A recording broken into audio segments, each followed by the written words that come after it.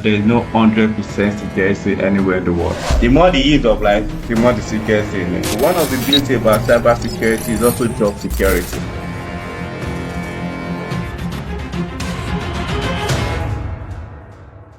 Okay, so I was talking about what an hash is.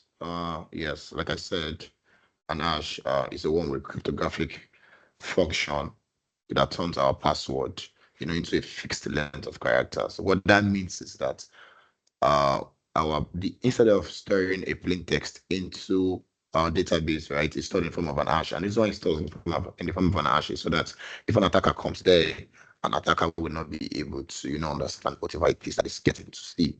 So number one is what is an hash. So please take that into, ensure you just start down, and it's because we're going to be, encountering such word over and over. The next one is what is a MAC address.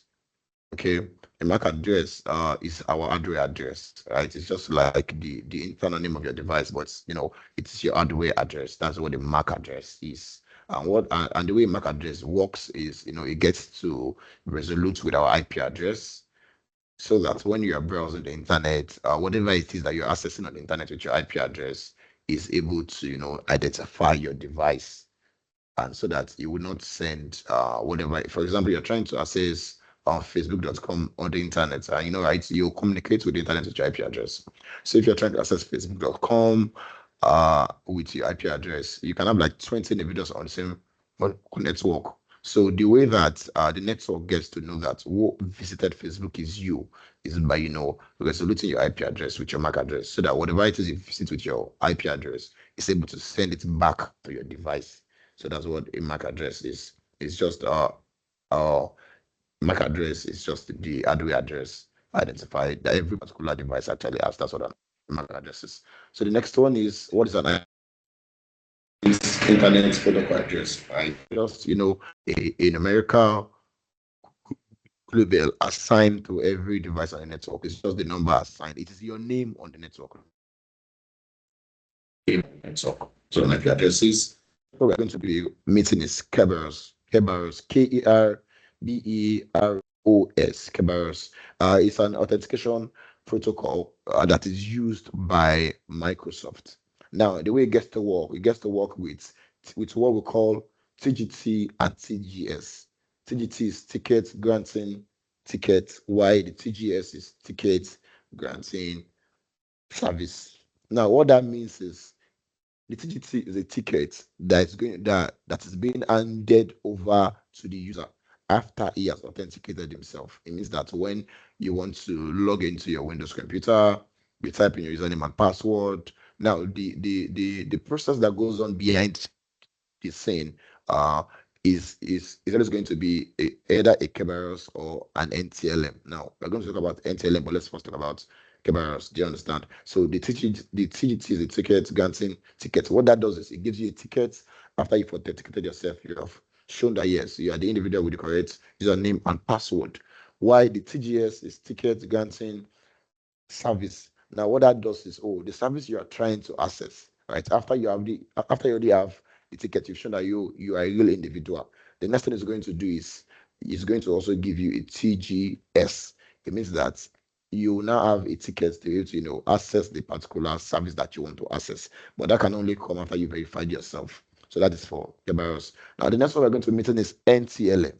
NTLM is also a window authentication protocol, but it's actually way older. It is way older, right? I think after there was so much exploitation of the NTLM, which is Network LAN Manager. After there's so much exploitation is when they came up with the Kerberos. So, but for the NTLM, the way the NTLM works, it does not work with assigning of tickets. It works with challenge and response. It means that it gives you a challenge while your response is able to solve it. Now, I think the example I'm going to give, I'm just going to give you this example. Let's say that the first time you registered or the first time you try to create your username and password on your computer. Now the password is going to be stored in form of hash, right? So and you want to come and log in at that time. So instead of you imputing your hash like it has on the database. Now the database name that all those things are stored, they're called SAM. SAM. That's the name of database that your password are stored, but they're not stored in plain text. Do you understand? So now when you're trying to log in another time, since you'll be logging in with plain text, and what is stored is actually an hash. Oh, sorry, I'm seeing somebody raising up. And kindly please unmute yourself and talk. What's that? Good morning, sir. Yes, please proceed. Yes, sir. Please, sir, you are too fast to start with. We are like a beginner class, so I've not been able to assimilate all you're saying because you don't give us time to process it. And secondly, your slide is not moving, sir. Thank you. Yes. Okay. Please. Apologies on our first time talking, and like I said, I have not begun to move my slide.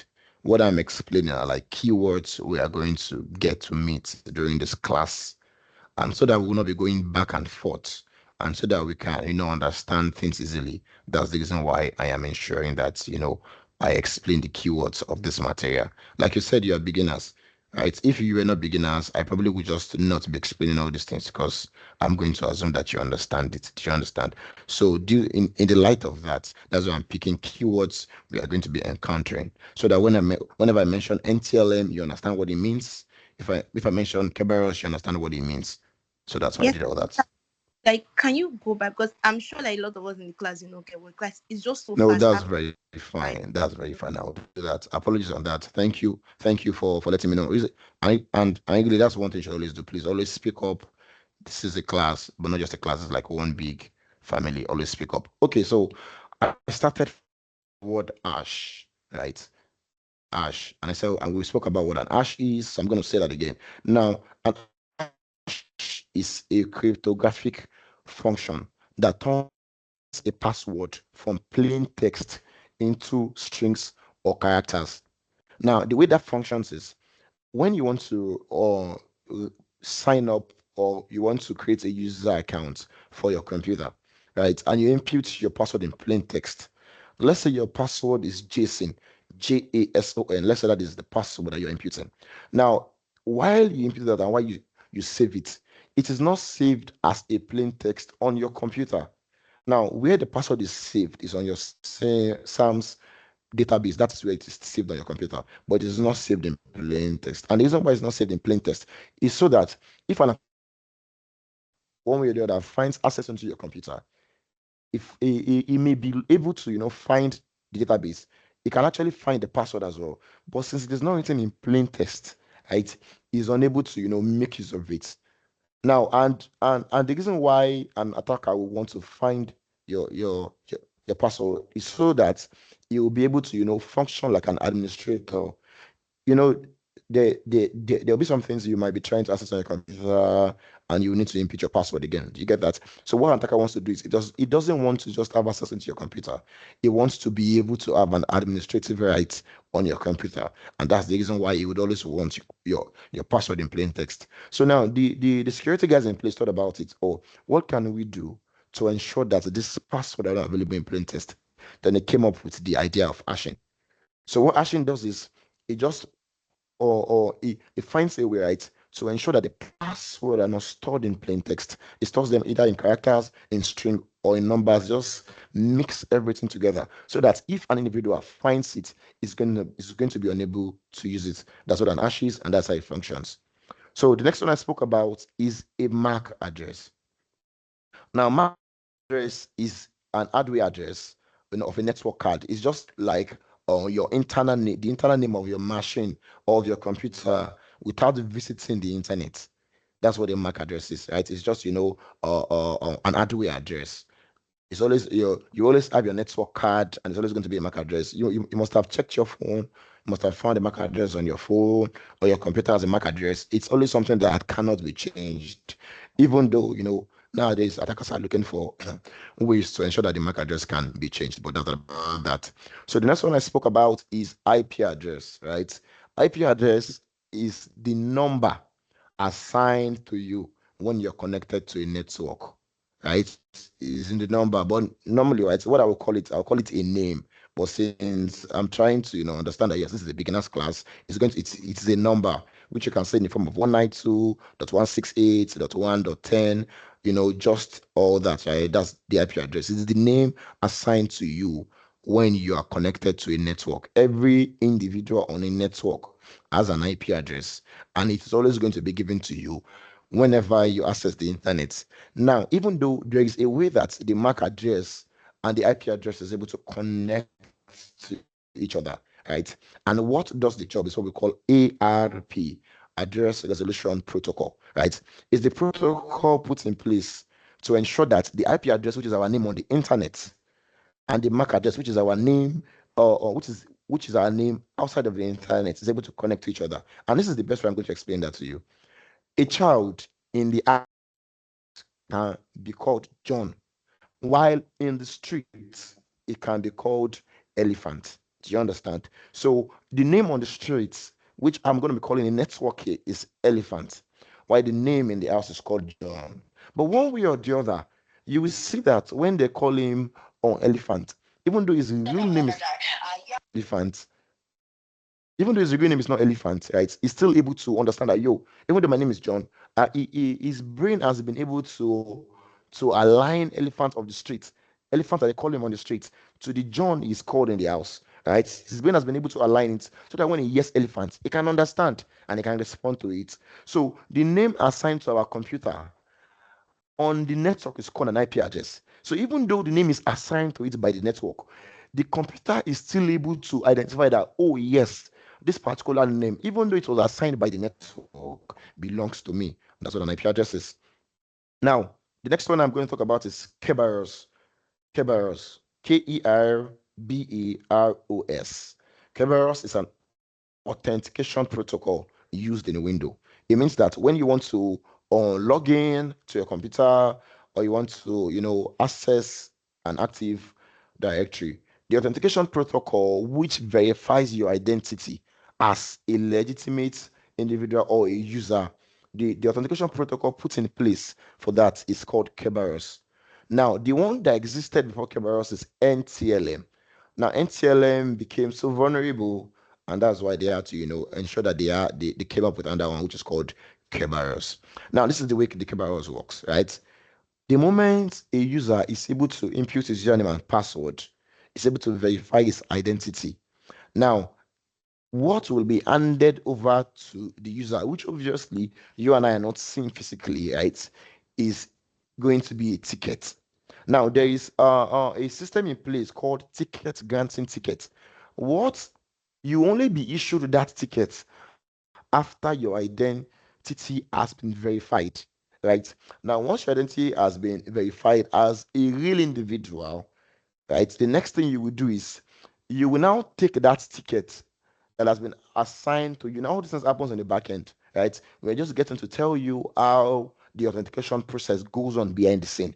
I know what you and I will just do is take our computer, input a password, boom, and we are in. We don't even get to understand what happens behind the scene. So what I'm trying to explain to you are the key things that actually goes on behind the scene that you and I do not know. Do you get your idea? So now the TGT is going to be assigned, which is called tickets granting tickets. It's going to be assigned after you have proved your identity, after you've shown that yes, you are real. Now, the next thing that's going to be assigned to you is going to be called tickets granting service. Now, the ticket is given to you to access the particular service that you want to access.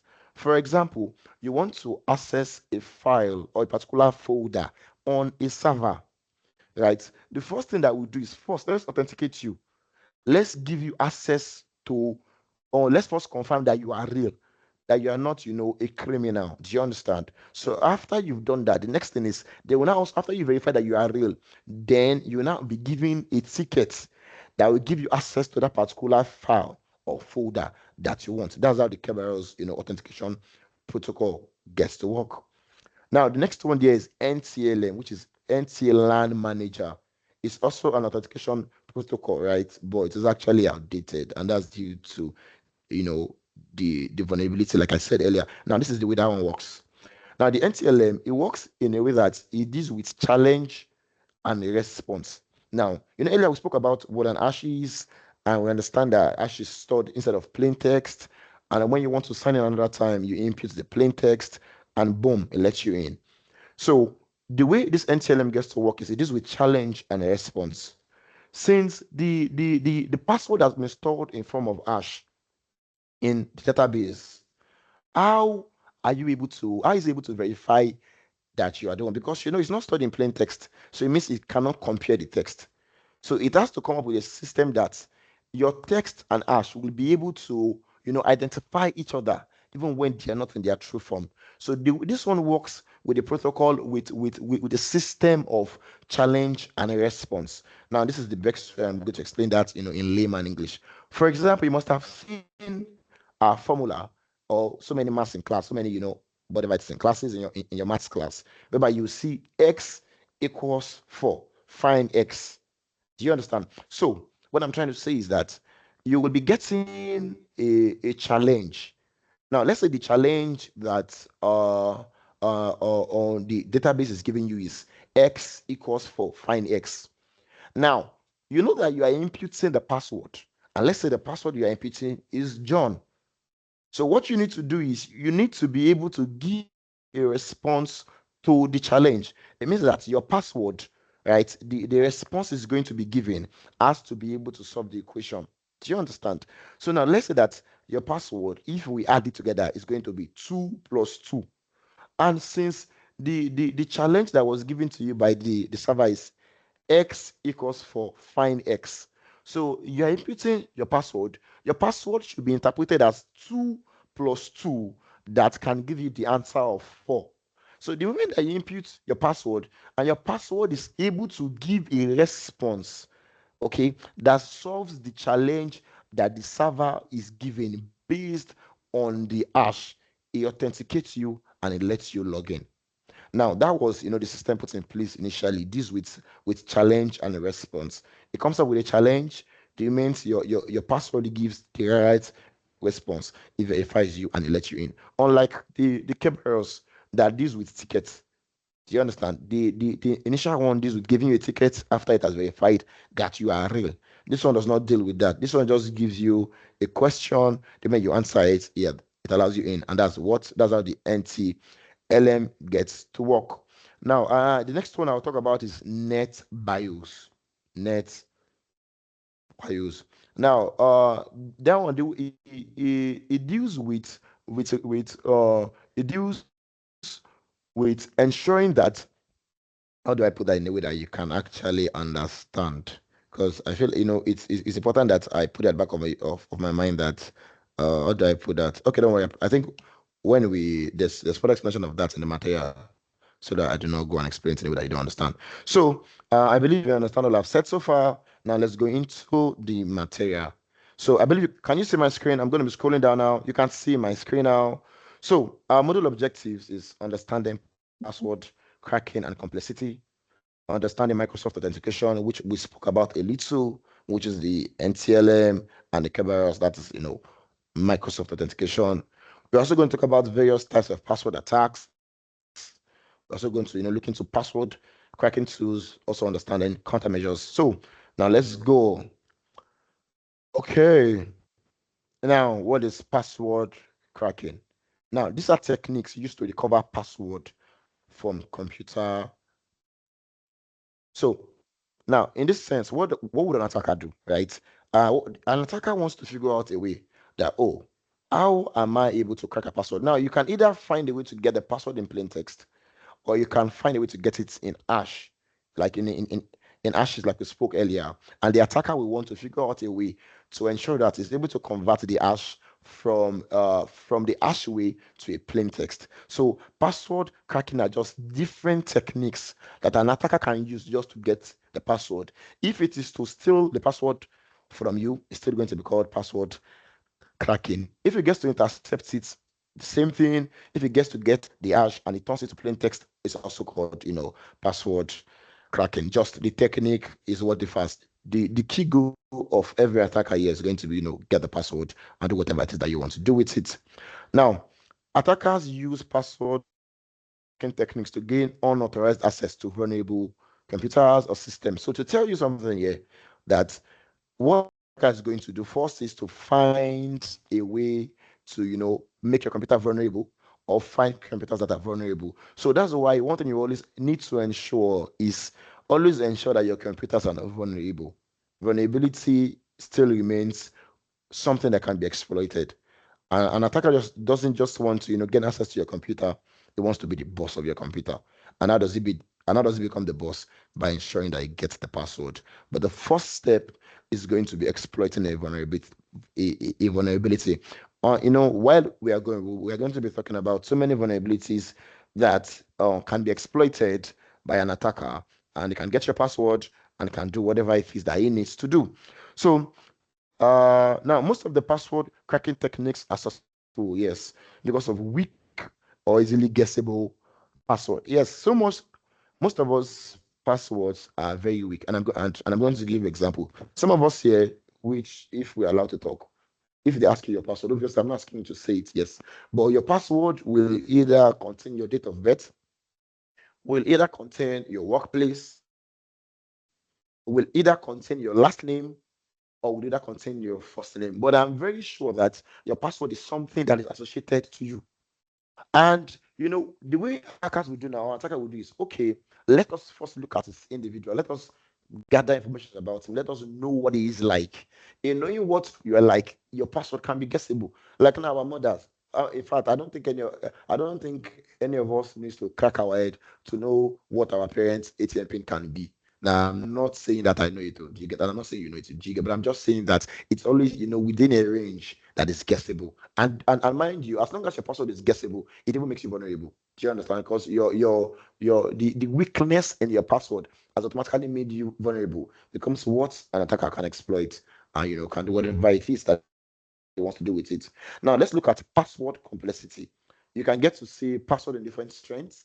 Your password can either be with alphabet, number, and symbol, which are actually very advisable. Nowadays, when you are trying to register on some websites, you always see that your password needs a capital letter, it needs a text, it needs a symbol. So one key thing you need to do is ensure that your password has all these character strings. And that's just because every day attackers are improvising. Every day attackers are improving and figuring out one way or the other to ensure that they get your password.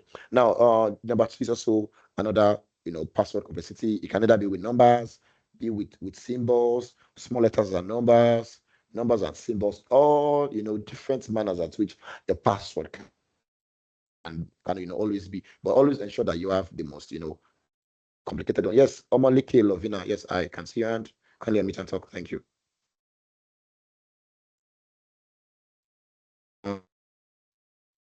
Omalike, please hear me kindly talk so we do not waste so much of our time. Okay, I'm going to assume that was an accident. Please, let's proceed. Thank you. Okay, now let's our Microsoft authentication. We already spoke about almost all this earlier, but let me just read what we have here and we can understand it with that. Now, like I said earlier, our password are stored in a database called SAM database, which is called Security Account Manager. And it's not stored in plain text, it's stored in form of hash. So that whenever you want to log in another time, you don't have to log in with your hash. You log in with your text, with your plain text, and the protocol put in place to be able to verify that yes, this particular password belongs to you. And that's the reason why you can impute a wrong password and it does not, accept it. Why? Because there are protocols in place. They're like security guys in place that gets to verify, yo, is this person correct? Is this password right or is it wrong? And it's been wrong already determines if you began the access. So we have the NTLM authentication, like we spoke about earlier, that deals with challenge and response. That's the authentication put in place as well by Microsoft. It used to function, it used to be very effective back in the days, but now it is no longer used. The one using now is Kerberos authentication. It's Kerberos, whatever way that works for you.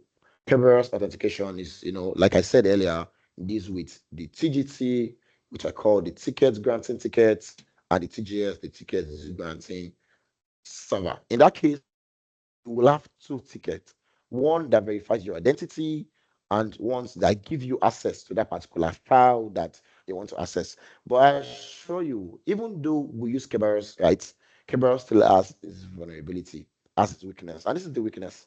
Imagine that you have already verified your identity and an attacker is able to, one way or the other, sniff the ticket Therefore, it doesn't if he's the one or not.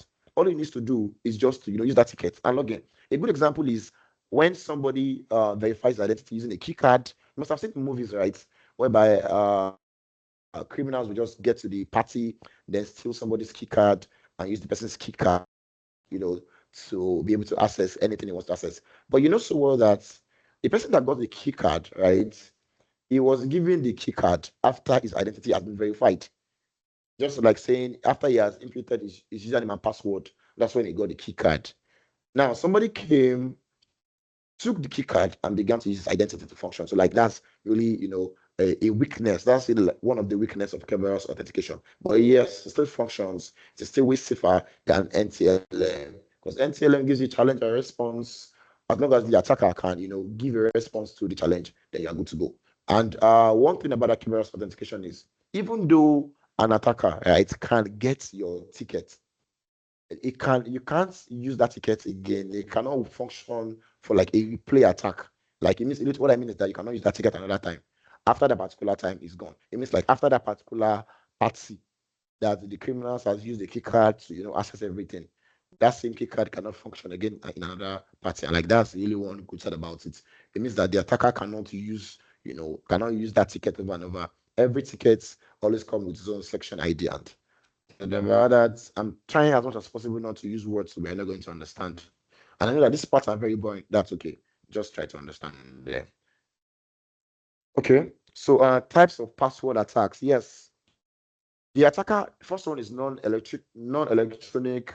We have our active online, we have our passive online, and we have our offline attacks.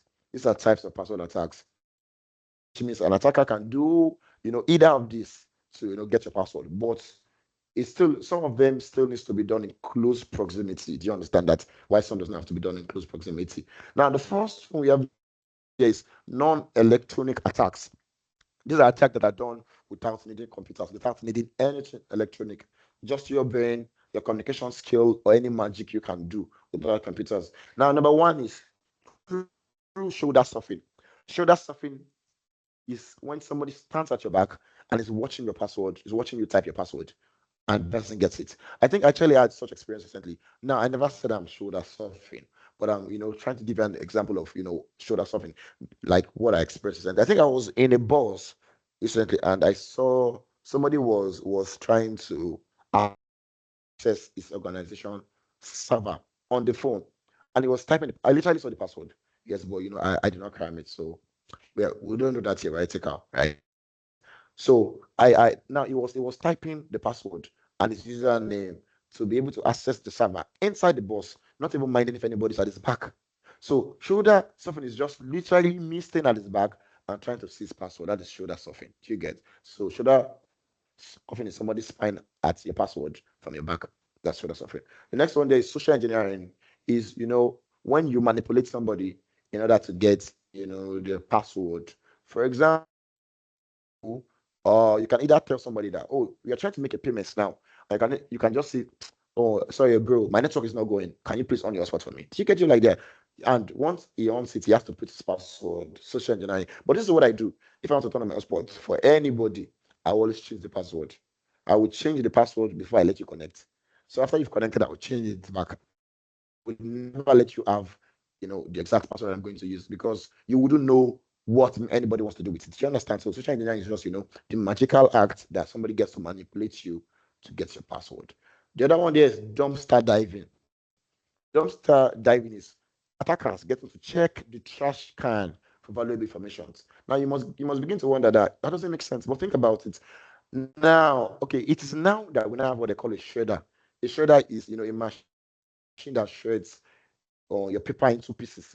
Now, in organizations, right, people can print the document and you accidentally print more than you need, or you print a document and it's not clear.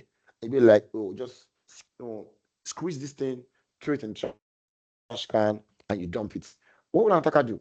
An attacker can just come later in the night, check it, and find valuable information. So that's what dumpster diving in is getting to check the trash can if you can find any valuable information that pertains to your target. Now the next one that we have there is active online attack. Active online attack which we are going to be doing more detailed explanation below. But yeah, let me just talk about it. Now, the attacker perform password cracking by directly communicating with the victim. Anything active is direct communication. Anything passive is indirect communication with the target. It means that you are, for the active, you are directly communicate. And I think under it we have dictionary, brute force, and rule based.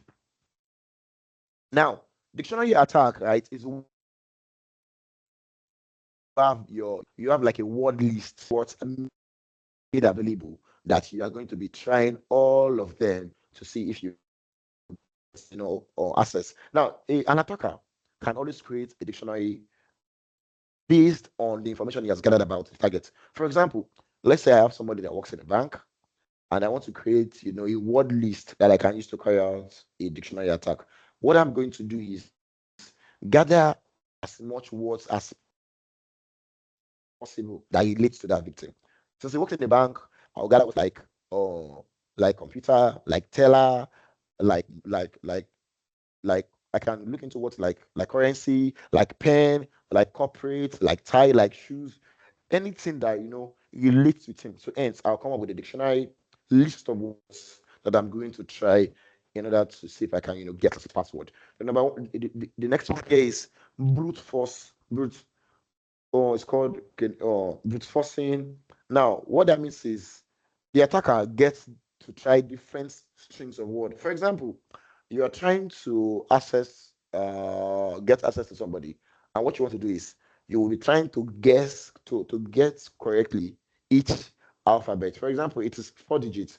You try to get the first one. If it is 0 to 1, like 1 2, do you understand? Like 1 to 0, like that. So what the attacker wants to do is he wants to try every possible strings. I mean, every possible strings that comes to his head. He will try 1 to 0 for the first box, 1 to 0 for the second box, 1 to 0. It's just like you want to crack a safe. I'm really going to call the whole method of cracking a safe as brute forcing. That's what I actually call that brute forcing. And that's just because the safe cracker guys get to try different combinations. They're able to unlock, get the first lock, get the second lock, get the third lock. So that's literally what brute forcing is, trying different keys until you find the correct one. And that's why our phones back in the days, I don't know if you can remember our phones back in the days, if you want to log into the phone or you want to unlock it, yes, you can try 5 million password. Like you can try 5 million password. Like just keep on trying until you find the correct one.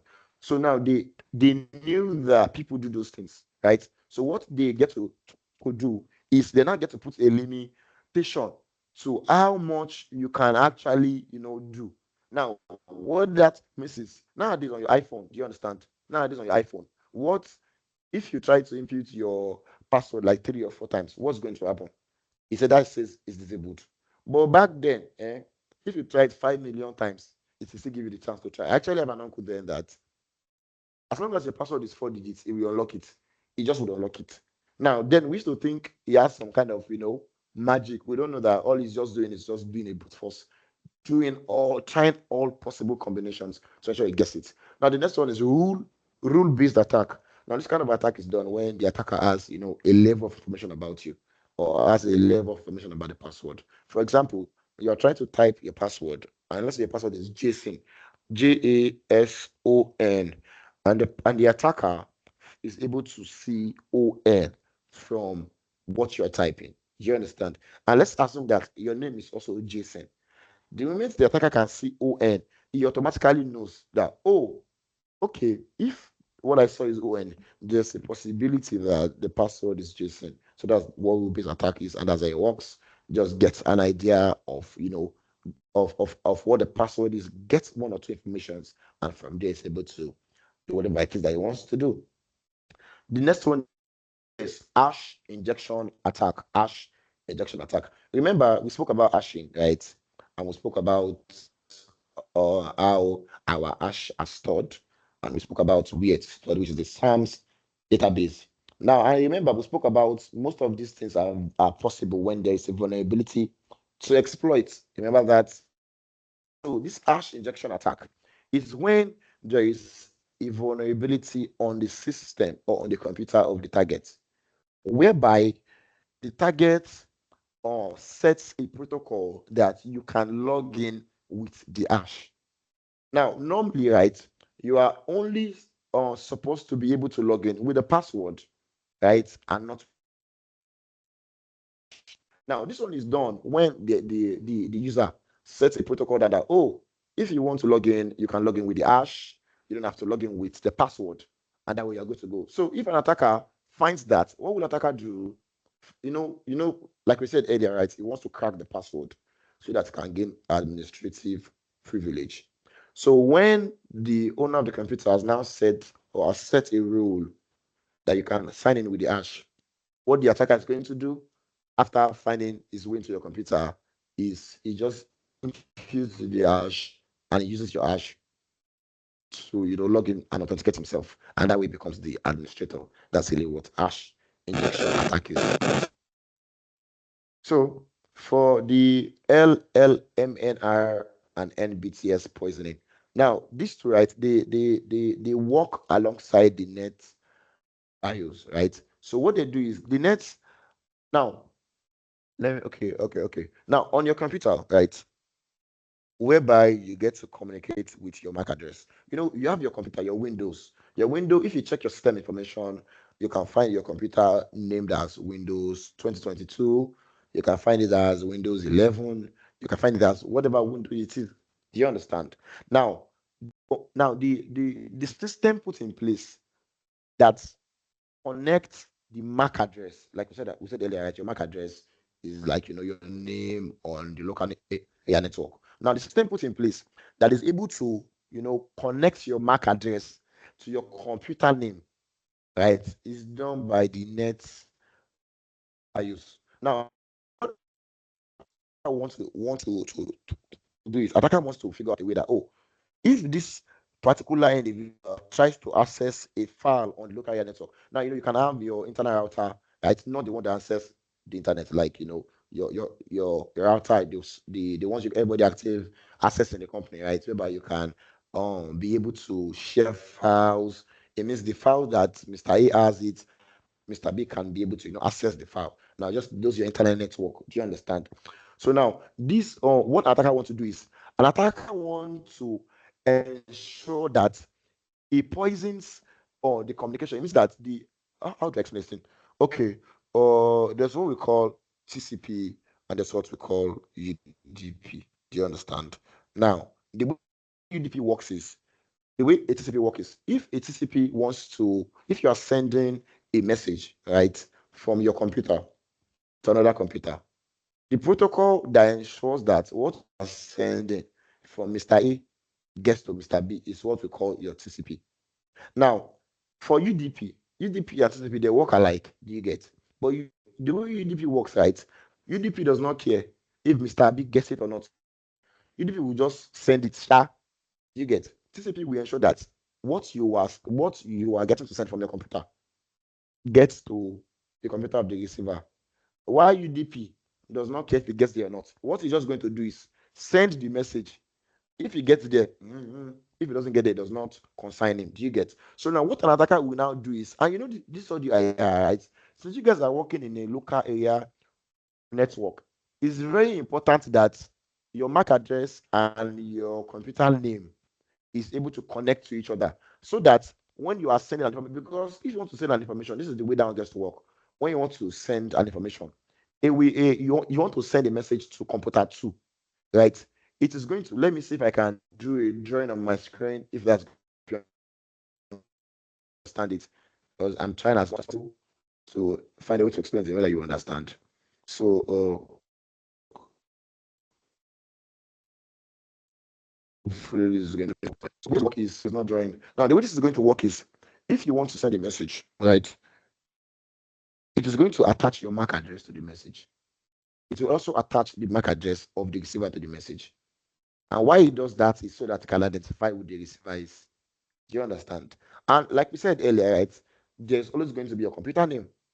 So when the message is coming to you, the way the MAC address is able to identify that yes, you are the one is by cross-checking your name, right, to the MAC address that's coming.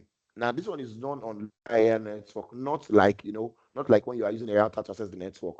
so that you do not confuse, the way an IP address works and the way this one gets to work. Do you understand? So this one now we will carry your name, we carry your MAC address and the MAC address of who you want to send it to.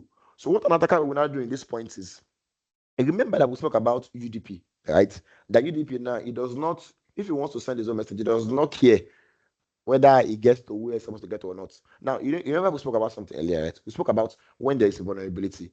Remember that. So now, in the case that your computer is unable to connect, is unable to like resolve the MAC address to your computer name, right? In that way, the next thing that your computer is going to do for you is to just send it and I'll be asking, I beg, who gets this MAC address? So now your MAC address, do you understand? You just want somebody to come and claim since it's unable to resolve to your IP address, I mean to your computer name. Remember, we said when there's a vulnerability, that means if your computer has one issues or the other. Do you get your idea? Or if it's not configured properly. So now instead of it being able to connect to the person that is supposed to get it, what does it do? It begins to ask, I beg, who does this thing belong to? Who does it belong to? Now, what an attacker is going to do is, attacker will now come there and say, yo, I am the one. Did you get your idea?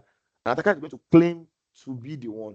Now, once he claims to be the one, the particular message that is supposed to be sent either can be the authentication process you get. It might be trying to authenticate you. So the attacker will now claim to be the one. When he claims to be the one, what happens? The hash that is supposed to be sent to your computer to verify your identity is now sent to the attacker. And what happens at that point? The attacker gets it gets your hash and therefore can claim to be you. Now, when it gets the hash, he can decide to do anything he wants with it. Either leave your computer and go and crack it, or obviously most times he wants to crack it, obviously, because he wants an administrative pre, pre- privilege. Now, the next one is Trojan, spyware, and keylogger, which I believe we spoke about last class. I don't think I need to go back to that, but I'm just going to, just say that fast. For Trojan, is when an application pretends to be what is not, just to be able to get your password. For spyware, is when the application is built to spy at somebody. So while it's spying at you, it finds your password and it makes use of it. That is what the spyware is. Omalike Lovina, you raised up your hand earlier and you're doing that again, and you are given the chance to talk and you're not saying anything. So sorry about that. Now the next one is keyloggers. What keylogger does is it records your keystroke. It records your keystroke. What does that do? Anything that you type, the attacker gets to see it. Remember, it's when there's a vulnerability on your computer, or let's say your computer has been hacked. And remember, the password will always be gotten to get administrative privilege. If not for that, nobody needs to get your password. As long as the attacker can get inside, it will just stay inside. Literally, that's what he wants. But he wants to be the admin. He wants to be able to have the right to do every single thing. And that's why an attacker wants to either put a Trojan, a spyware, or a keylogger. Naibi, Sayday, I hope I did not. All right, can you hear Okay, me? please go ahead. Sorry, Yes, sorry, yes, we can hear you. All right, it's just a question, just to clarify something from Mr. Sampson. When you were Mr. Sampson, when you were talking about the handshake between the MAC address and IP address, the communication protocol there, I wanted to be clear: is that for like if a first time handshake between those systems where it's then finally sends the hash to resolve that? Or I wanted to like understand, is it like a situation where it's like the first time communication, and once it resolves, it registers the hash to that particular system which is supposed to be communicating to? Or is it that every single time it needs to look for the other system to communicate with, and which also gives like the opening for an attacker to always come in at any point in time? Just wanted to clarify that to know if that's what you're saying. Okay, so this is all the idea, right? For every single time you try to log in, there's always going to be a need to verify. And that's the reason why you have your phone can be locked. Every time you want to unlock your phone, you always have to input your password. And just so you understand the point you're saying that, oh, If that always happens, therefore it gives an attacker a room. Now, this is the whole idea, right? An attacker only has a room when there's a vulnerability on your computer or when there's a vulnerability in your system. Do you get? As long as there's no vulnerability or things are put in place, the attacker will not have a room. And that's why one place says that before there's always going to be vulnerability first. Because you see, everything the attacker is trying to do, think about it. The attacker is trying to get the hash. It means it's already on the computer. So what the attacker is trying to do is just to get an administrative privilege. So what you should do is ensure that the attacker does not even get on your computer. As long as it does not get on your computer, there's nothing to worry about. Because for you, you can lock your system and leave. For every time you come back, somebody else can try the password. So we need the system has to be in place just in case somebody tries to log in your password without your knowledge. So that system is always going to remain. It is just, from there are different perspectives to look at these things. I know you're looking at it from the perspective that it makes it, available to the attacker. But think about the perspective that it makes your laptop secure to you. You get to make it secure. So for every time you try to log in, it's always going to happen. And that's about that. Thank you. So, okay, I think I'm aware you always go to break every 1 hour. So I'm going to let you go for your break. And after the break, we're going to come back. And as you know, it's done. You can always interact between that time, ask each other questions, and each other get better. Thank you. Okay, welcome back to the class. Okay, I think I've seen a few questions that talks about the difference between the non-electronic and active online attacks. Now, the non-electronic, like you see there, it means that you do not need anything electronic. You don't need your computer. You don't need any user of computer in order to, get the password. Let's look at the explanations that we are giving. The non-electronic deals with you staying at somebody's back on manipulating somebody to give you the password or checking a trash can to get the password. That's for the non-electronic. While for the active online, you need to directly communicate with the victim through the use of the computer. It means that there has to be, direct communication. And that one said that you make use of your dictionary attack, your brute force, trying more strings. It means that you're actively trying. For example, you want to log in somebody's Facebook account, right? Use a dictionary. That way you're not asking the person, you're not spying. The active means direct communication with the person, either with the person's account, with the person's computer, with the person's phone, with the person himself. Do you get? So that's literally what.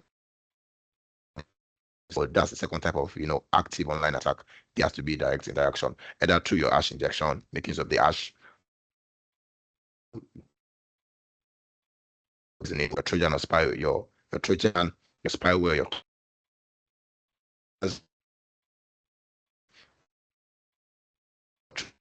password. You're done with the computer. Why the non-electronic you don't need computer. You just need to be able to, think through and get the password. That's not about that. I think I did not password guessing just literally means guessing the person's guessing his password based on how much that's just what password guessing is. That's just not about that. Guessing the person's word based on how much about the person. And this is and why down is actually active online is because you want to guess it by imputing it. You get if you guess it on your head and you don't impute it, who knows if it's correct or not? So it means you need to, try. That's why it's actually active. You're trying to log into the person's, the same time you are guessing the password. That's actually active. This one is passive online attack. Now this particular one as well is also online, but you are not directly communicating with the person. It's also online, but you're not directly communicating with the person. Number one, there's wire sniffing, which means packets sniffing. Now, I should have I forgot I should have actually spoken about what the packets is.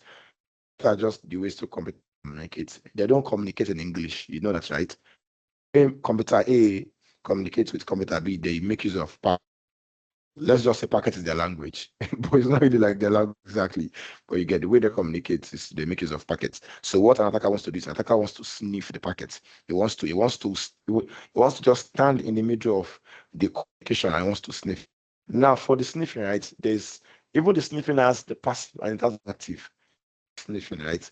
But we out the passive. So what the attacker wants to do is just to stand in the network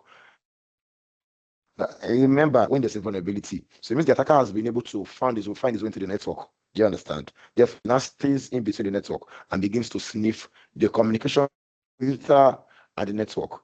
You know that if you are trying to access Facebook, for instance, apologies, if you are trying to access Facebook, you are connected to a router now, but you will type your password on computer, but one way or the other, the password is able to journey to the router.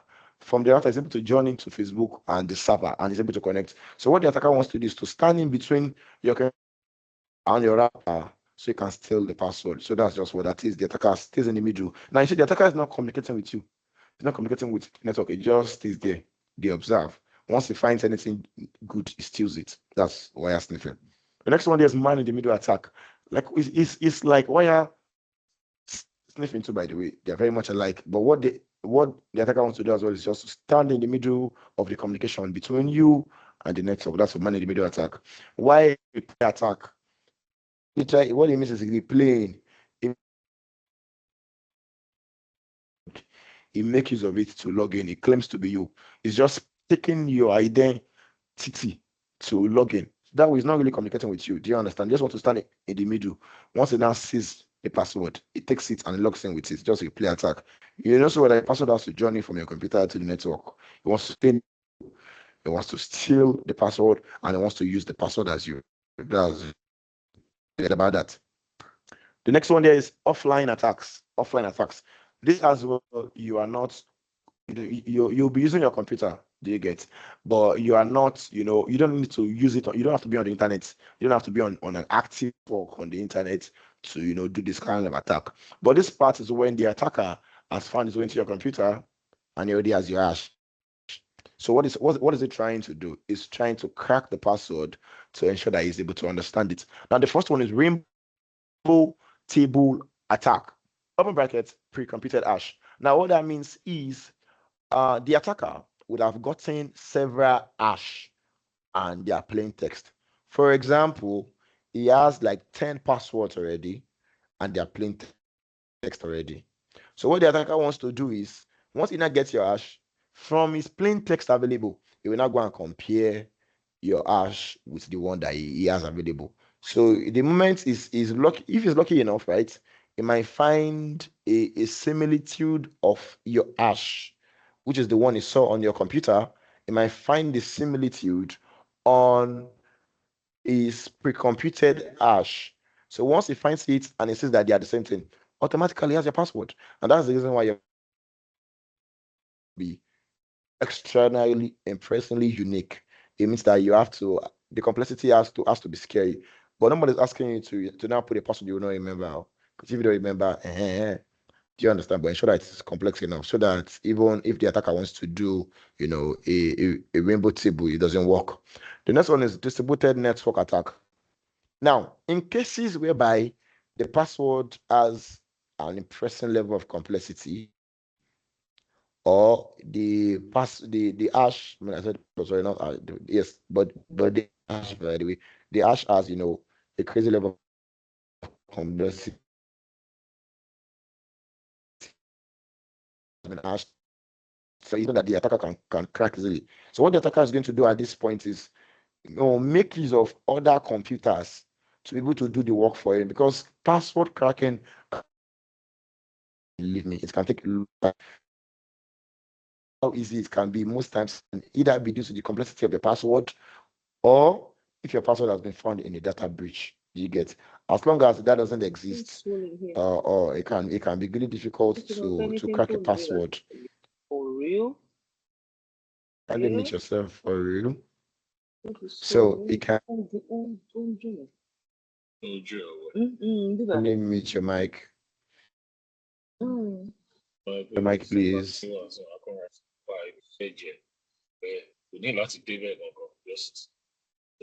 Okay, let's just continue. Hopefully, it doesn't affect us. Close eyes.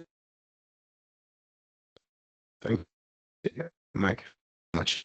Okay, so for the distributed network attack, is just whereby you have so you are distributing the responsibility of cracking the particular password to different computers, and everything has to work together to ensure that it's done. And that's that for types of password attacks. So let's go on. We already spoke about this already. We spoke about all this already. Please, if you have any questions, you can ensure that you put them down. We spoke about password guessing, right? Whereby the attacker gets to guess the password. And this is the step by step the attacker does, to go through that. Number one, find a user, to create a list of possible password. But mind you, you only create the password based on the information he has found about a valid user. Once he knows you, we start to assume what you like I said earlier, your password will be something that you can relate to. Your password is going to be something that one way or the other can be connected to you. That is 100% sure for everybody. So the third one there is rank the password from high to low. Now what it looks is, oh, okay, I've come up with different kind of password. Let's now get to rank it, for based on the level of severity.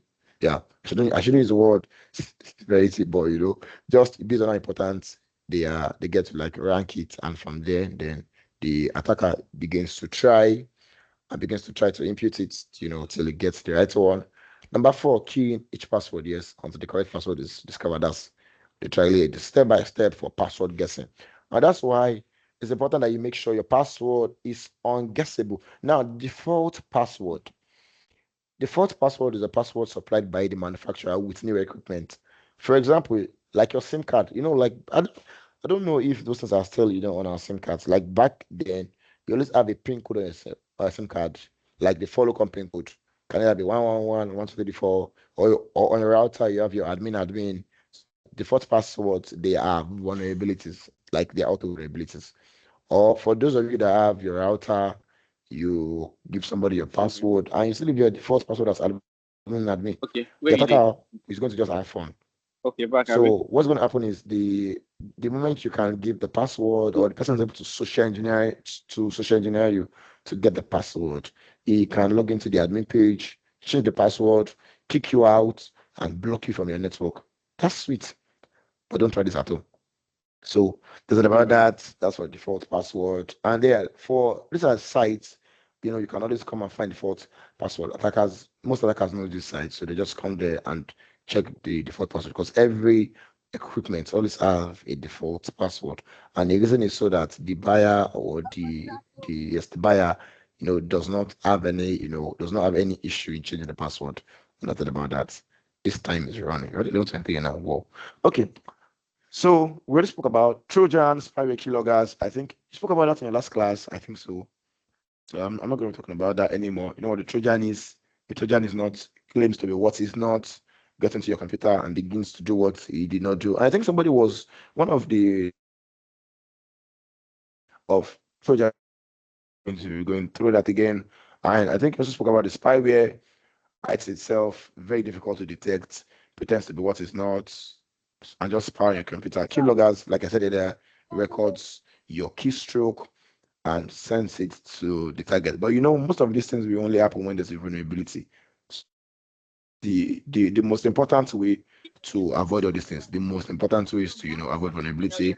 I already spoke about this as rejection, as the hash. I think we spoke about that earlier as well. And that was why I intentionally explained some things from the beginning, so that when I begin to talk about them, it's not going to be an issue.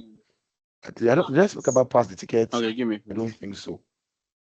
So, maybe you've raised up your hand like 5 million times.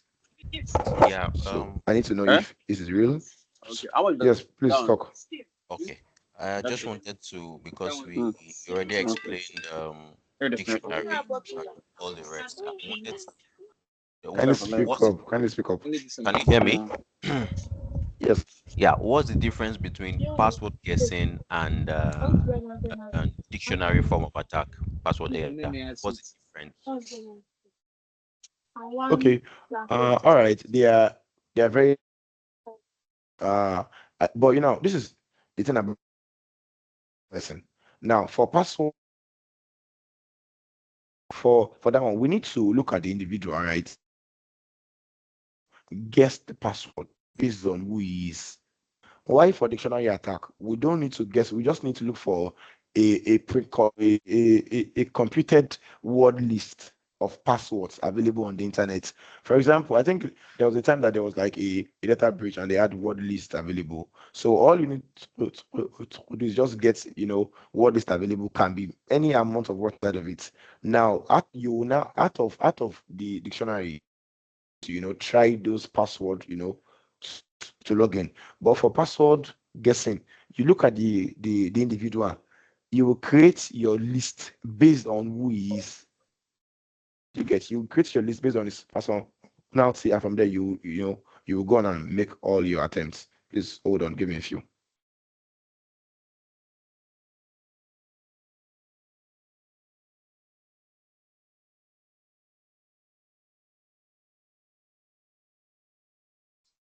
So do you understand that? Yeah, clear. Thank you. All right, thank you. There's another hand up. Can you please unmute yourself and talk? Yeah, hello, sir. There are 3 hands up. So yeah, I can hear you. Can you proceed?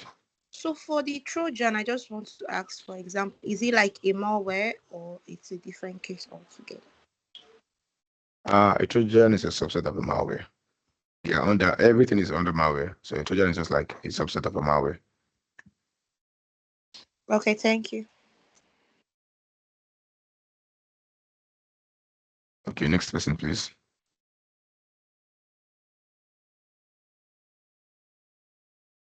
Well, we're going to continue. Nobody's talking. So, pass the tickets, like we said earlier, we spoke about. I don't know if you can remember when we spoke about Keveros. Okay, I can Hello, hear sorry, you. sir. Good morning, sir. Thanks for the session. Yes. Good morning. I want to ask a quick question. When talking about password, when talking about default password, to be precise, you mentioned that the first suggested password are always weak. Yeah. So I want to ask, like, I noticed when I was maybe anytime I'm trying to register on a new platform, maybe I'm trying to register for trying to register as a new individual. So I do get suggested password mixed with numbers, characters, alphabet. So I don't know. Are they also weak, or I just want to ask if they are also Okay, weak? so they are not weak. Now, what I said is when you purchase a new equipment, it means when you buy a new thing, not when you're trying to register on a website. Okay. A Okay. router, you buy a new SIM card, they always come with default password, and that's what I was talking about. Thank you. All right. Thank you, sir. Okay, we have 3 hands up. We need to work with our time. Probably input your questions, then I'm going to go through them later.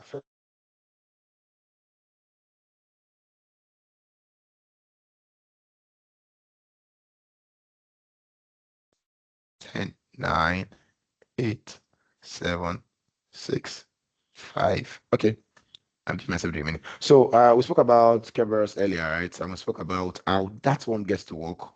We spoke about Kerberos working in a form that is to the user after it has verified identity by inputting the username and password. Form, what the attacker wants to do is he wants to steal the ticket and make use of the ticket. And you know so well that you would have verified your identity means the server does not even know who you are anymore. What the server gets to know is the ticket that it has issued to. What an attacker wants to do is wants to steal the ticket from you and make use of that ticket. Everything he wants to on the network. That's what the pass the ticket means. That's how that works. Oh, I'm trying to scroll down. So wire sniffing, we already spoke about that already, right? Whereby the attacker just stays in the middle of. Look at the picture here. You see him. He stays in between victim 1 and victim 2. Either be victim 1, can either be the victim and the just stays in between both of them. I don't do anything much. Just have fun.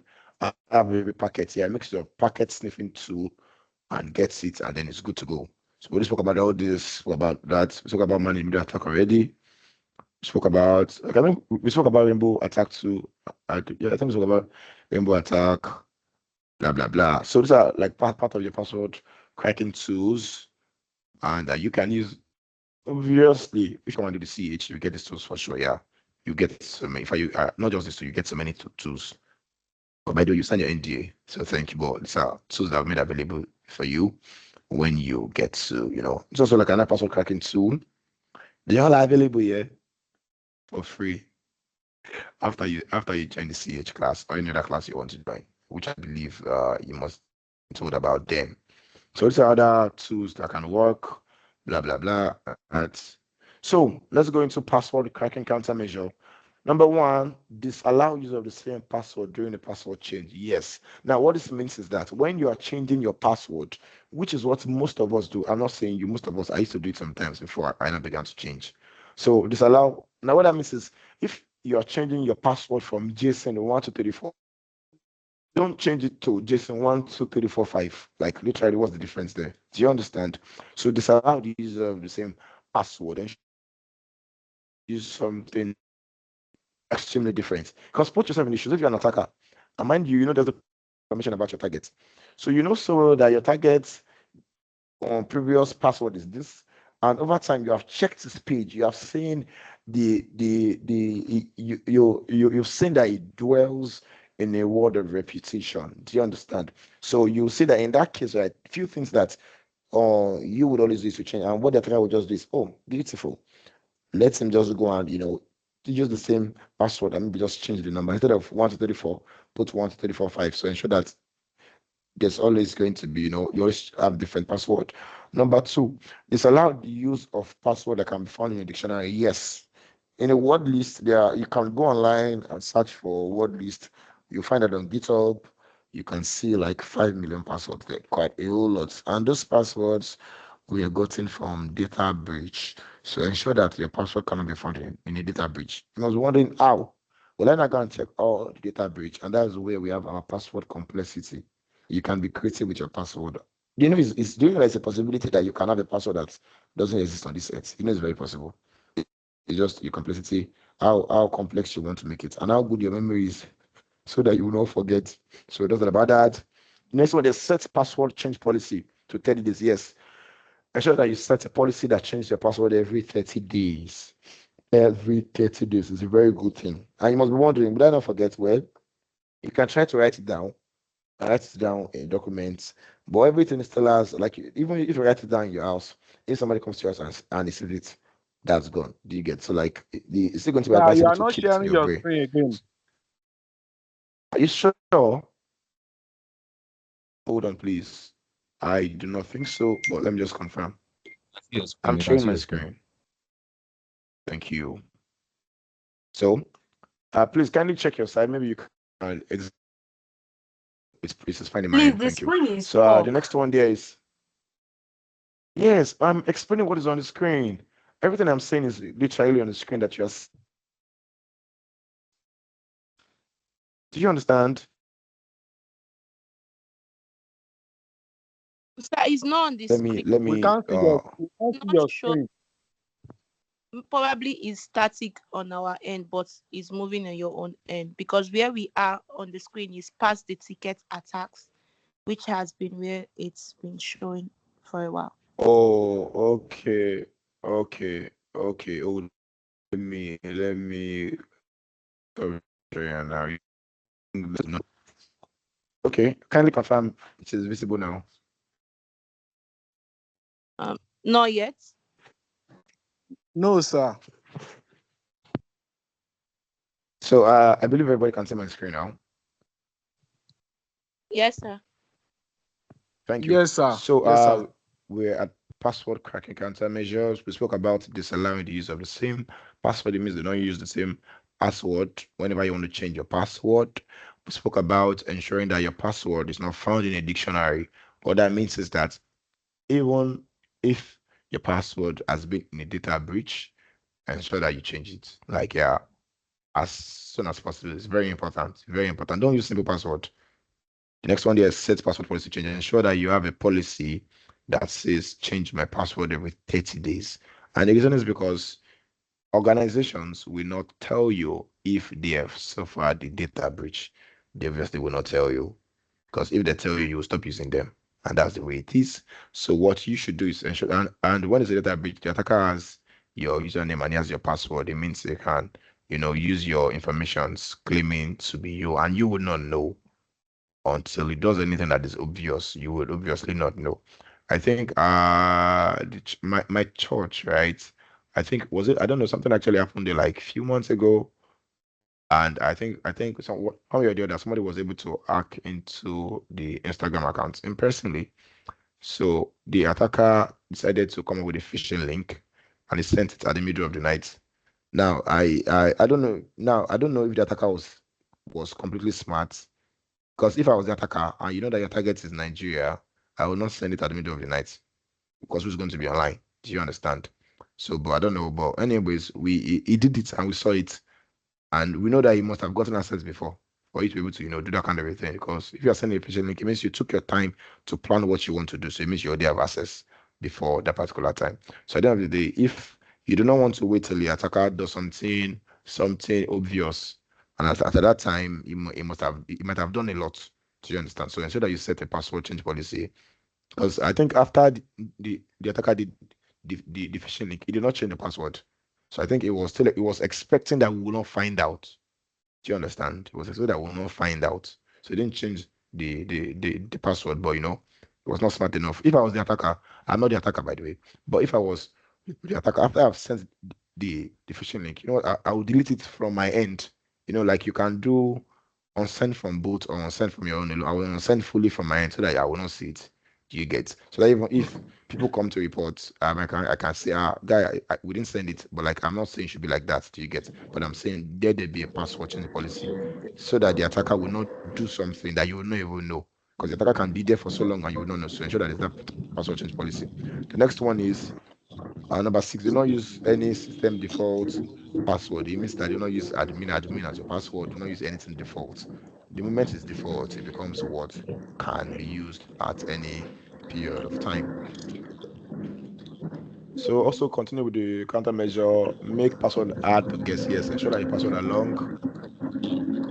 Whosoever this is, Ola Kwamoshile, please kindly do us the magic and meet yourself. Okay, I've done that myself. So make your password hard, make it very difficult to guess. Ensure that you do not store your password in a memory.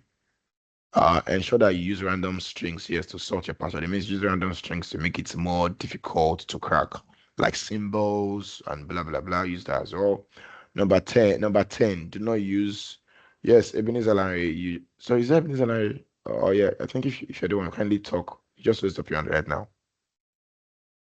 5 seconds countdown. Sorry, my name is Ezine, not Ebenezer. Apologies. Yes, so you said ensure you do not save your password. So I'm just asking, like we that use iPhone, most times our password are just saved. Is it like it's not a good thing or what? Well, not that it's not good, it's actually good, right? But it's going to be better if you can save it in your brain. Like, I understand that I think the key thing is we are this our age. We want everything sharp, sharp. We don't want to stress ourselves. We don't want to stress our brain. We don't want to type the password. We just want to, scan our face ID and boom, it's good to go. Yes, it's very good. And I understand that even those things can get to avoid stuff like keylogger working. Because when you can scan your face, keylogger is not going to work, right? So I understand, but it's just safer that you put these things in your brain, right? So like don't just store them, in the memory. Ensure that they are not something that can easily be accessible. For example, on your computer, right? you can let's say you have you let's say on your computer, you now open your notepad. You now put your email password, you put it in a notepad. Your life password, you put it in notepad. You shall put everything in notepad. You now save it. Do you understand? That way, if somebody accesses your computer, they can see everything, they can access everything. So it's just figuring out ways to ensure that it's saved. And you see that it said do not write them to disk in a clear text. So it means that even if you want to save them, don't make it be in a clear text. Do you understand? Ensure that there are ways that are not readable to attacker or any other person. Thank you. So the next one is disallow the use of passwords such as date of birth. Don't use your date of birth. Now, most of you, you know yourself inside your mind. If you have to check your your ATM pin, yeah, that your ATM pin is either related to your date of birth, or your ATM pin is going to be the last numbers of your email. Just one way or the other, you'll be caught. So please ensure that your name, or those of you that love now, your password is your email password is the name of your wife. Stuff like that and like that. They are very rampant. So ensure that those stuffs are not there. And the reason is because if an attacker has your time, right, he can do his information gathering phase and gather that information and work with that. Now, 11, lock out an account subjected to too many incorrect password guesses. Yes, that is the system that our phones, our mobile phone has nowadays. Like your iPhone, once you try like 2 or 3 times or 5 times, it automatically disables the iPhone. Yeah, that's what that does.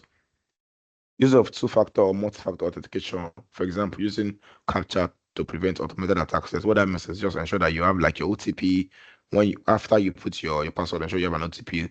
And I think our email address does those things as well. You input your password, it still wants to verify your identity, and that's what that means. Is that about that? Let's go on to the next one. Blah blah blah. So I think that's about that. So I think that's the end of that module. Very easy, sweet, and simple. And ensure that you don't give out your password to an attacker, because I assure you, attackers are working and they are doing a very good job. So don't let them practice on you. Sorry about that. So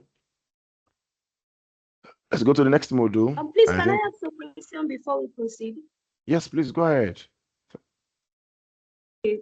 Good morning, everyone. Good morning, my question is this. On the issue of password, you advised that we change our password as often as possible, and we should try as much as we can not to save. Okay, beautiful. Not to save it on our phone. Is the usage of password managers advisable? Things like the Bitwarden, 1Password, and all of that? Yes. You can actually use them. Like I said, they are good.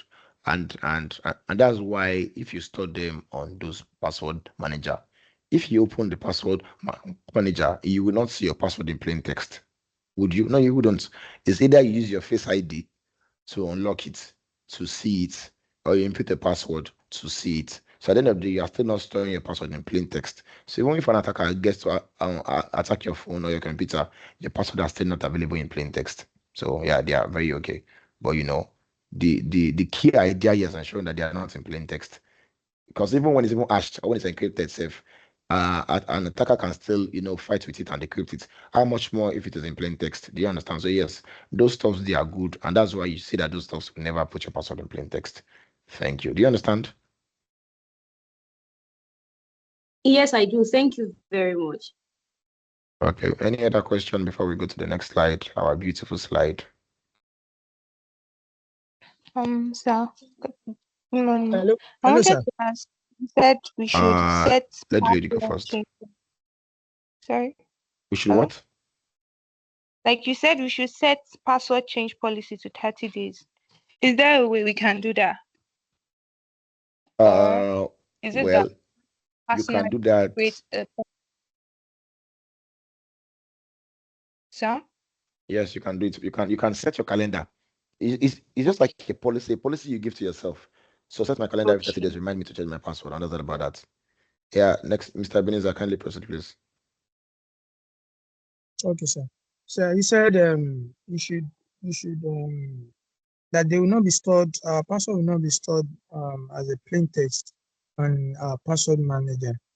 And I want to ask that is it that he is storing the hash? Because if he's storing the hash, there are still other ways attackers can use the hash against us. They can actually convert it. They can actually decrypt this thing, the hash functions.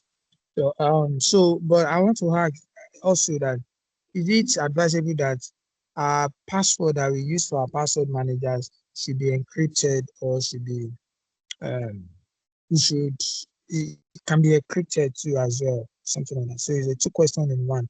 Then I've been raising my hand for long. And my first question is when you talk about when you were talking about you're talking about the password attacks and all of that, and you talked about man in the middle attack and wire attack. I was asking, I even sent the message through online through the chat box that um, is the man in the middle attack and the wire attack, um, is it that they happen only on the LAN network, or they can both happen on the LAN network and also the wireless network? So that's why. Thank you. Okay, thank you. Now, for the the man in the attack, it can actually happen on the wide area network. Now, the attacker first want to gain access into your computer, right? And at the end of the day, the attacker would always want to target your information or your organization's information. Now, what the attacker wants to do is he will firstly try to gain access into your computer because or gain access into your network. Why? Because your communication has to go through from your end to another end. Now, if your information has to go through the router, then from the router to the whatever it is, the attacker can be in his house. And while he's in his house, he sends a, either a Trojan or whatever it is, and is able to, have a reverse connection. Okay, like he's able to hack your computer, right? And once he hacks your computer, it's easy for him to find the network. Yes, he finds that easily. Find network that you guys are using in your organization, and even the one that you connect, the one that connects you to the, main internet. The attacker can now stay there and decide to do whatever it is that he wants. So it's not like he has to be in a close proximity, or he has to like directly hack your Wi-Fi before he can do man-in-the-middle attack. It can be anywhere. It can be anywhere as long as he has access to your computer, right? He can now begin to sniff the packets that goes between you and your internal network, or you and the external network to the one that connects you to the internet. So yeah, that's very, very possible. Now, the one you also spoke about, your password hashing, blah blah blah. Now, this is the idea. You see, we are one thing I was trying to emphasize is that vulnerability. An attacker will get your hash when you have a vulnerability in your computer, and when the vulnerability has been exploited. Let's say an attacker has been able to hack into your computer, because the hash is not stored with you, self. The hash is not stored outside. The hash is stored inside the computer. So it means the attacker would have first gotten access into your computer. Then we're now going to find a way to decrypt the hash. So what you should do as an individual, like the first step you should do, is to ensure that your device is safe, and attacker does not get into it. So and I think one of the things you're actually trying to say is like you want to input an encrypted password. You cannot actually input an encrypted password, and that's the truth, because the encryption process is done by a protocol. So even if you input an encrypted password, the protocol in place will still encrypt it again. Do you understand? It will assume it to be a plain text. It's always going to encrypt everything, and it's going to keep on going. So that's it about that. There is really nothing you can do about that. But what the main thing you should do is ensure that your password are safe. The password manager as well, you always see that it's always going to be hashed out. Like you see like star star star star star. It's not going to be in plain text. It's either you use your password to make it visible to even you yourself, or use your face ID to make it visible to you yourself. Do you understand? So that's how that works.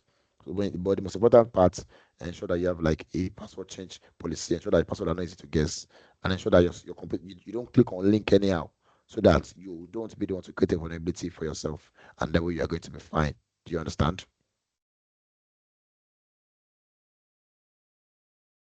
So I believe you understand. So we are going to be moving to social engineering. I actually like this module. Everybody likes it. And if you like it, you are a suspect. But that's about that. So I need to be sure you can see my screen. You are in mode 5 now. Can you see my screen? So we are on social engineering. Can you see my screen? Yes, sir. I can see us. Okay, Yes, sir. thank you. I think after this break, I'll probably would like do Yes, a sir, we can see practical. us. We'll be doing after this break. We're going to be doing two practical. We're going to be working on getting a password using dictionary attack, and we're also going to be doing a social engineering practical. Yeah, practical. So you would enjoy yourself. So social engineering. Okay, let's go. Social engineering. Okay, blah blah blah blah blah blah. Social engineering is the act of convincing people to reveal confidential information. It's just that's act that you call intelligent, but the instance is malicious. So that's just the act of revealing confidential information, the act of being able to get information from people is what we call social engineering. Social engineering depends on the fact that people are unaware. Yes, you take advantage of people's ignorance, and now yeah, people can just well, sharp. Now, not that even people that are aware cannot still be social engineered. Even when you are aware, you can still be social engineered. But I'm still going to agree that people are unaware in the sense that no matter how aware you are, if you can work for you, means you are not aware. So yeah. So I'm still going to agree with that. People are unaware, yes, and that's what it depends on the fact that you do not know it takes advantage of your ignorance or of your carelessness and gets every information. And the information gotten is always going to be determined by the attacker and what he wants. Now, common target of social engineering, yeah, anybody can be a target. I don't think this has to, we need to, decide based on what we have here. Anybody can be a target. You can be a target. I can be a target. Every individual can be a target of social engineering. And the determinant of you being a target is based on what the attacker wants. If the attacker wants a botnet, anybody can be a target. If the attacker wants financial information, he knows who to target. So yes, everybody can be a target of social engineering. So it's about that. That's it about that. So impact of social engineering on an organization. The impact will always be based on the attacker. Will always be based on the attacker. So it's not going to be based on what we have here. But yes, let's still talk about because obviously whatever it is an attacker is going to do there's a possibility that it will still going to fall in between everything that we have here. So number one, economic loss. Two, damage of goodwill, loss of privacy, danger of terrorism, lawsuits can turn to law issues, law case, blah, blah, blah, and also temporary or permanent closure. Yes. An attacker can social engineer you into getting information that can crash your company's financial strength. It can social engineer you to be able and damage your goodwill, can damage your name, can damage your services, can damage so many things, can also do a social engineering to get loss of privacy. Now the social engineering part, you might be wondering how will an individual social engineer you and it can lead to loss of privacy. Social engineering, you just give him valuable information that he can make use of. So not really like the information itself does the work itself, right? But the valuable information becomes the ground that the attacker can build on. There always has to be a foundation to a building, right? And once a foundation exists, the building can stand, and the beauty of the building will always, will be out. But most of us will see the building, we don't see the foundation. So the foundation of every attack has to be done through getting of valuable information, and the key part to do that is social engineering, and what it can cost are everything listed here. So yeah, it's always going to be based on the intent of the attacker. Behaviors vulnerable to attack. Authority, you want to be an oga, yes. Intimidation, yes. Sense of social proof, yes. Scarcity, yeah. When things are not when things are not actually available. Urgency, yes. An attacker will always want to ensure that it makes every attack strategy most times always comes with a level of urgency. Now, not everything do you get, but you see when you start seeing a level of urgency in like somebody sent you a mail. Every mail wants to contain a sense of urgency just to ensure that you click it. I think there was actually one that happened recently where I think it happened with booking.com. It's actually on the news. That's why I can mention the name. Yep.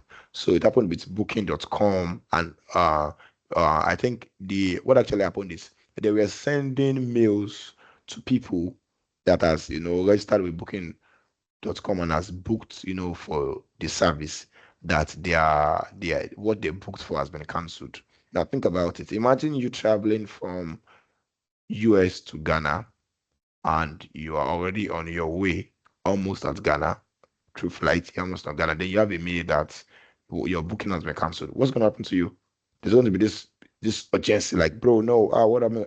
Do you understand? So there's the possibility that you will quickly want to like click on the link there to figure out a way to verify and ensure that it is enabled back. Why? Because you're at a point whereby you need that thing to work.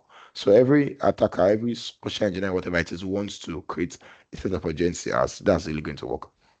Familiarity or liking, what that means, trust and greed. Yes, whereby you trust somebody too much, or you are greedy, you like money and blah blah blah. Yes, Ebenezer, please, once it's break, you will actually ask your questions. You can just put it down there. We have 4 minutes to 12. The time is not friendly at all. So next one, there's greed.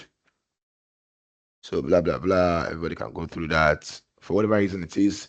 So factors that make companies vulnerable to attack. Number one is insufficient security training. Companies do not want to spend money. They are stingy. Most of them are stingy. And I feel like the reason why they're like that is because those things are not exactly so rampant in Nigeria. Now we're not saying they don't happen, yes, they happen, but they're not, we are not that sensitized about the need for security. So that companies do not want to spend money on that. So they have their security guards are less trained. Number two is unregulated access to information. It means everybody has access. It means to the information. They normally, right, there should be a fraction. It means you should have access to what's to your pay grade. You must have seen film, right? They'll say, yeah, it's above your pay grade, blah blah blah, like that. It means that you do not have permission to have access to this information. Yes. So when everybody has access to the same informations, it becomes it becomes what an attacker can actually exploit. Number three is several organization units. That is when there are so many units in the organization, and it becomes difficult to to watch over everything and ensure that everything is safe and ensure that they are all not under attack. Yes, that can actually happen. The next one, there's lack of security policies. Yes, when there are no policies, it means everybody can do what they like. Like we spoke about password policy there. Ensure that you change your password every 30 days. Yes, when there are no policies, it becomes something that an attacker can actually exploit. And yeah, blah blah blah. So that's about that. So why is social engineering effective? Social engineering does not deal with network security issues. Yes, instead it deals with psychological manipulation. It means that, and amazingly, human is kind of human. I forgot. There's to write it in English. I've forgotten it, so don't worry. I'm going to use Tiwantiwa English. Human is like this. Is the I think it's here. Oh yes, security policies are as strong as the weakest link. Yes, and human behavior is the most susceptible factor. It means that human is the weakest. No matter how strong your security is, right? No matter how strong, the determinant of the strength of the security is still a human being. The determinant of how strong it is, right, is still human being. I think I was checking the news recently, and I think I was saying, Canada. I can't really remember exactly. I think I saw it on LinkedIn that they got to, they came up and they created one secure something. I don't know. I'll try to check it out. Maybe tell you guys, and I like it's very secure. Blah blah blah. But at the end of the day, we know so well that it was created by human being. So it means that the strength really is not even based on what is created. It's based on it's based on human being ensuring that it remains safe. Do you understand? So the determinant of how safe or how or how much of security any organization or anything is going to be having is going to be based on the individual. So that's about that. So security policies now under it, why it is effective. Security policies are strong as the weakest link. It's difficult to detect social engineering attempts. Yes, very difficult. And you know why? Because it is something that exploits your weakness. It means it exploits your lack of knowledge. So that's why sometimes it's difficult because you don't know. Do you get? Number three, the number 3 days, there's no method that can be applied to ensure complete security. Like it doesn't exist. There's no method that you can use to ensure that to ensure complete security. And you didn't know that people are not that there are not security things in place, but so well every security whatever in place is still even handled by human being. You understand? So hence the human being that brought about the security will still be the same person that will still be used or will still be the passage to ensure that it becomes vulnerable. Number four, there's no specific software or hardware to defend against a social engineering attack. Yes, there's really nothing you can do against about a social engineering attack. Like there's really nothing. The only thing you can do is try to undo the defect to ensure that it's not exploited. Thank you. It is 12:01 already. We are going to continue from here. And I'm sorry if I talked too fast. Bear with me. I will try to learn to talk slow. But yes, please, if you have any question, I will do it here. Put it in chat section. And we're gonna be back here by 12:10. Sorry, thank you. Yeah, have fun. Okay, so this is I believe you can see my screen, and this is where we stopped at. There's no specific software or hardware to defend against social engineering attack. Yes. And like one does not really exist because at the end of the day, you are social engineering an human being, except if you say we need to install a software on the head of an human being, which is not going to happen. Except if you want to do CCCs, joke. That was just a joke, right? But I said Samuel Oluboy. I don't know. You raised up your hand. Yeah, Samson. Sorry. Yes, sir. Sorry, Samson. Yes, sir. Please, I want us to also give time for questions. So maybe if you can also ask if there are people that want to ask direct questions so that we take the questions real time. If so that we don't extend the question till later on and then we'll have to be going back and back. I just want to say, in case anybody has a question to ask.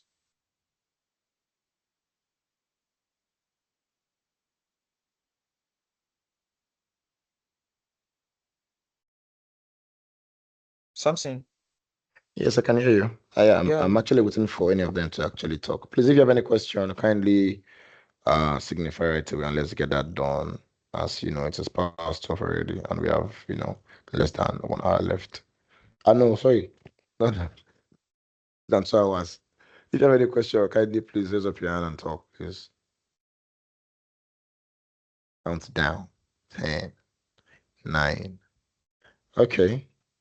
In the absence of none, we are going to progress. But let me check the chat just in case if you do not want to talk. Let me check the chat to be sure there's not on chat. Okay, so there's nothing in the chat. Therefore, I'm going to continue the class. Okay, so we already spoke about why social engineering is effective, and we spoke about the fact that still there is really no security that can stop that except the individual decides to be intelligent. Now, phases of social engineering attack. Research the target company. Yes, when the moment an attacker wants to carry out a social engineering attack, the first thing he has to do is to research the target company. And just so you know, you do not have an idea if you are being researched by an attacker or not. You do not have an idea. So yeah, you don't have to be attacked before you begin to put preventive measures in place. Maybe too late there. So yes, research the target company at dumpster diving, the website, employee, store of the company, etc. Yes, these all things can actually be done. You can tell the company. You must have seen the way they act these in movies now, right? Like there's an heist. You will see the attackers just coming around the bank, like in Money Heist. Like I don't know anyone in your life, but in the movies, yeah, you see them coming around the bank, taking pictures, going into the bank, checking the numbers of camera. Those are all those things are social engineering. Yeah, gathering information in different ways, either directly or indirectly. Yes, that's why there's the active or there's the passive dumpster diving, like we said, checking the trash can to find out if there's any valuable documents. I don't know if some of you have seen, must have seen people's CV at Akala joint. I don't know, but guy, I find that shit very funny. But think about it. On the CV, you find the name, probably the date of birth, address, phone number, email. That's like quite a lot of information on it. So yes, but stuff like that are always available, and an attacker always wants to exploit them. Next thing is select the target. Identify frustrated employees of the target. Yusuf, we gave the room for question earlier. Kindly put it in the chat box, please, while I'm going through the class. If it's something that I'm going to explain in the class, I'll just chip it in. Thank you. Now, identify frustrated employees of the target. Yes, frustrated employees are very, very good targets. And that's just because they have a weakness, they have a vulnerability that can be exploited. Number three is develop a relationship here with the selected employee. You'll be developing a relationship based on what you want to do. Yes, how far you want to go you might need to use that to develop a relationship. For example, you want to get, for example, your neighbor has a Starlink and it's passworded, and you are a boy, and the neighbor has a fine lady or has a son that loves to play football, and he says you like to play football. So what you do as the guy is either you try to be friend with the lady or you try to be friend with the guy through football. That way number one, you've known that there is a Wi-Fi you want to hack. That is, you're researching the target. Number two, you're selecting your target. Is it the boy or the girl? Number three, you are developing a relationship. You are becoming friend. Number four, exploit the relationship. Alpha, what's the password? Do you understand? But like I said, you can only say you want to make a transfer. It's not going. And now, the way Nigeria is now, they will not help you and send you money but they don't mind helping you on spot so they can send you money by yourself. Do you get? So in that way, you get the password and you're good to go. That's like the face of social engineering attack. Now you will be thinking that okay, do they need to form a relationship? Well, not in every case. Do you understand? But there's always going to be a weakness to exploit in every social engineering attack. Okay, so we're looking at the model flow concepts, but let's just go to the concepts. So types of social engineering attack. We have number one, the human-based social engineering attack, the computer-based social engineering attack, and the mobile-based social engineering attack. Well, I believe you can actually understand them with the way they are written, but let's just go. Number one is impersonation. You know what impersonation means? Just pretending to be who you're not, using somebody's identity to be able to gain access into a particular building or into a particular computer, just any which way that you have to go through in order to be able to get or access into the individual. That is what impersonation is. Why the next one there is vision. Now vision is just you getting to trick individual right into giving you access into a building that you're not supposed to have access to. Now, but most times, right, phishing can be done in form of call, right? For like voice phishing, whereby you call somebody claiming to be who you are not. For example, people must have for example, now you must have seen cases that people go to say that somebody called them saying that yes, they got a job, saying that they are supposed to make a particular whatever it is, or when somebody calls you and say your back has been hacked, do this thing, do this thing, do this thing. So yeah, for every form of attack that involves calling to do whatever it is you have to do is called vision. Vision, yes, like vision. So next one is eavesdropping. Eavesdropping is not hard. Eavesdropping just means that you are, your Bible say you're on 30 lay. It means that you're using your ear to pick what they are actually saying. That is for eavesdropping. Shoulder stuffing is when you are staying at the person's back, and from the back you are seeing what the person is doing. Dumpster diving, like we said already, they are throwing things in the dump, and you are going there to, to pick the files, and so that you can find valuable information. We already spoke about that like 5 billion times already. While the next one there is reverse social engineering, just like you're trying to act like you're a good person, but in the real sense, you're not a good person, right? You just find a way to just look like you're the good one, yes, whereas you're not the good one. You're just trying to like manipulate the victim into thinking that they're doing the right thing. The next one there is piggy banking. Piggybacking, sorry, is just when you gain it's just a technique to gain unauthorized access into a physical location, whereby you pick somebody's information and use the person's information to get access into that particular location. Now, the particular place only authorized individuals are supposed to enter there, but you'll be able to like get person's information and enter there, claiming that you're that particular individual. Tailgating is when somebody is entering, you now sneak. You must have seen that in movies now, like right, that somebody with the original key card, use the key card to open the door. Then now the actors are always very funny in the movie. Then the actor will now like just throw a shoe, then the shoe will not make the door close. Very, very impressive. So that's like tailgating. That's for the human-based. Why for the computer-based?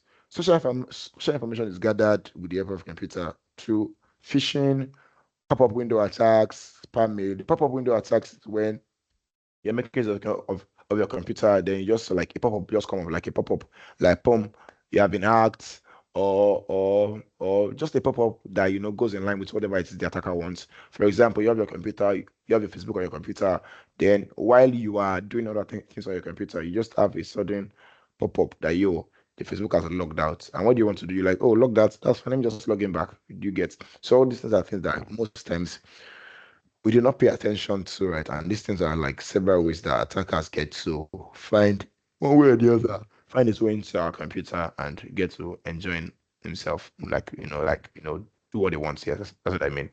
The other part is spam mail. Yes, This is, this is like very common in, like I've seen cases about them online. Yeah. Fraudulent activities. People get to, spam loads of mail, send loads of mail, just hoping that the target would click it and become a victim. Next one is this instant chat messenger like your Facebook, like your WhatsApp. People can, use that to gather information from you, pretending to be who you are not, and then get to like chat with the individual and gather information. But that one is scareware. Yeah, scareware. This is when you can be using your computer, right? And you just get to like have a pop-up on your computer that you have been hacked. That's like going to be very scary. Those kind of messages just comes up and you're like, bro, what happened? Do you understand? These are like, they're just things that comes up in order to scare you into doing whatever it is that they want you to do. The next one is mobile-based engineering. Sensitive information is gathered with the help of mobile apps, publishing malicious apps. Yes, there are so many applications online that are actually malicious. Yes, and you do not know. Like now, like people like us. I'm not among God. Do you understand? I'm just saying you should understand. People like us that like free Netflix. We don't want to pay for Netflix, but like let's think about it. The original Netflix, people will pay for it. Then somebody somewhere will not put online that okay, you watch Netflix for free, and you are not taking your time to ask yourself, what does the person want to gain? You people that are on this call, that you are using free Netflix, you don't instead of you going to the cinema, you're watching cinema will be free on Telegram. Remember, so stuff like that actually get to happen. Yes, when you're downloading malicious application, most times they are not. They are always on your phone, or they are made available with ulterior motives, which you do not know.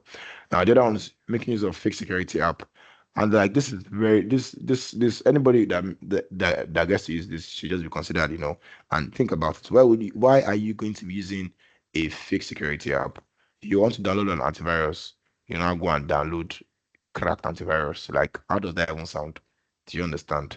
You download the cracked antivirus to come and be protecting your computer. So please, yeah. The next one is repackaging legitimate apps. Yes, what attackers want to do is they want to get a original app and they want to repackage it. They want to like modify it so that it will be able to do whatever it is they want to do. And that's why some individuals will rather send the application to you than tell you to go and download it from Play Store or App Store. That is considered a little more secure. The other one there is SMS phishing, which is smishing. Now, the way that one works is now the way that one gets to work is the attackers get to send you a text message. Can either be in MMS, but you see like a folder that you have to click on, or it's going to contain any kind of weird instructions. So okay, hold on. I need to be really about it. Okay, yes. Okay. This person said that there are ways to identify malicious IP addresses. Yes, you can. There are multiple websites online that you can get to check IP addresses from, and you can see if the IP address, if they are malicious or not. Yes, you can check them online. There are several ways to check that online. So that's about that. Then for the mobile based, is all the for the human based. Yes, I think we spoke about that already. Human based, yes, we spoke about this already for this dropping and blah blah blah. We've spoken about it like 5, 6, 7 times. Vaccination as well. We've spoken about that. Okay, let's give an example. Okay, but not really necessary, but you know that already, right? You just call somebody and get them to give you valuable information.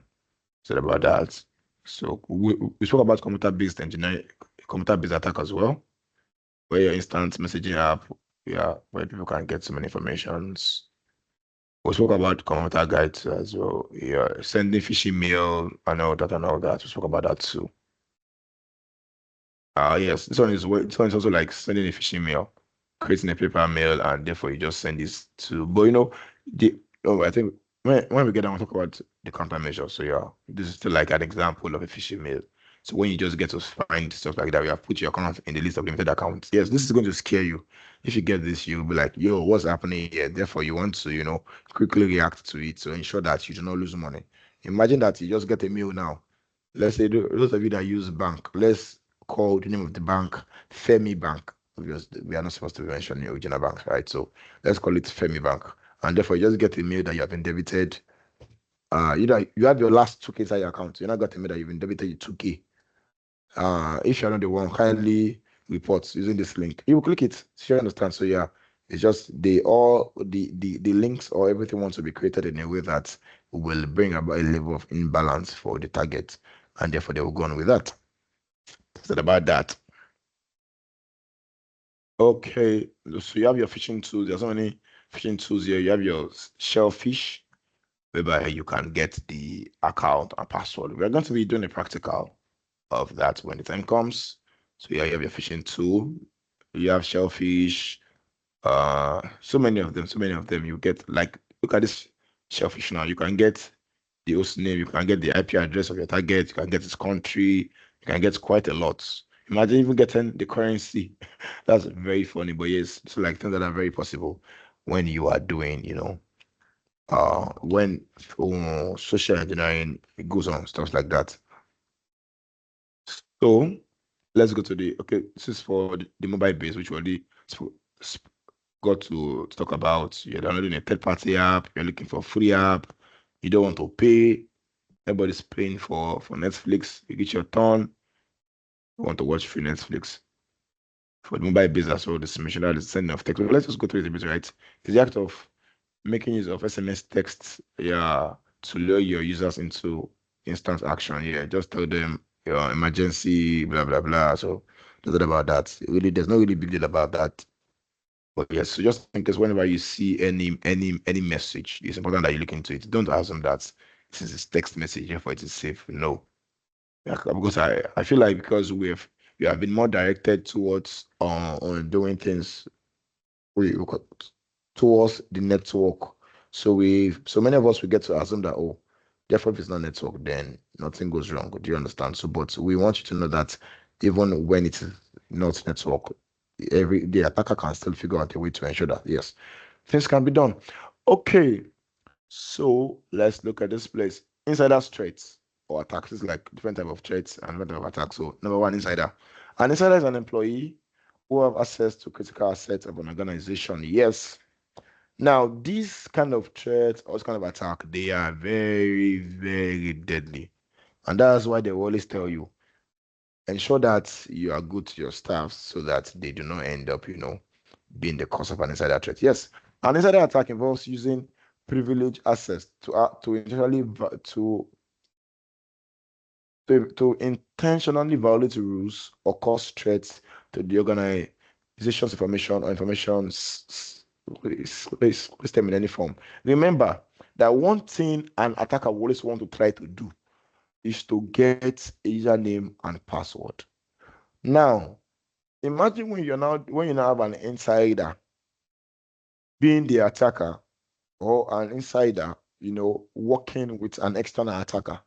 What the insider needs to do is just to give him an online access, which is the exact thing that the attacker actually wants. So instead of attack, they are always very, very deadly. Now, such attacks are generally performed by a privileged. Oh yes, such attack actually, got to be done by a privileged individual. And now there are different individuals or staff that you can get that from. Number one, you can get that from a disgruntled employee, lazy one that doesn't want to work. That's always like, just doing like blah blah blah, doesn't want to work, or the one that has been sacked. Yeah, and that's why sacking employees, really can be one way or the other. Yes, but that's when the boss is a bad person. Do you understand? So another one there is accidents prone employees. Yes, employees that is used to making mistakes. Some employees are like that. They are impressively unserious. Do you understand? So they get to make mistakes and then it goes on like that. And that one is third party. Yes, when there's a third party, that has access to your stuff and you do not know, like you can actually know. Do you understand? But if your third party is not trained properly, the third party can be a pathway to losing confidential information that can now be a legal ground. Sorry, not legal, can be a solid ground for the attacker to work with.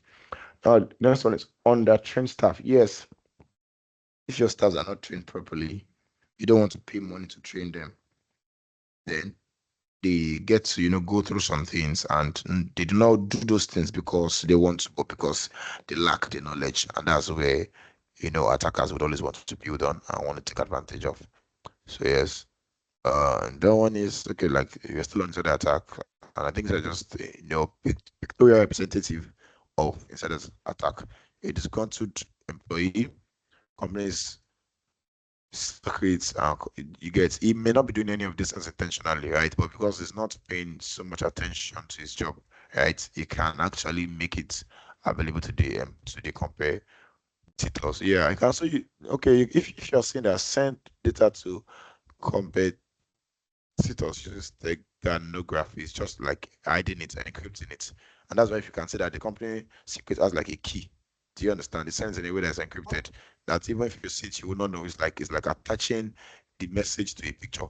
And when you see it's a picture, you might just overlook it, not knowing that the picture contains more than the picture. It contains the company's secret. Yes, so that can actually happen. That's all. Next. Yes. What are the reasons for insider attack? Financial gain, yes. Financial gain, still confidential information or data, revenge. Revenge is when they sack you. You can, you may want to do it for revenge. Become a future competitor, yes. Whereby you are looking into opening your own company one day. You're not looking into how you're looking for, you're not getting to look into how you can.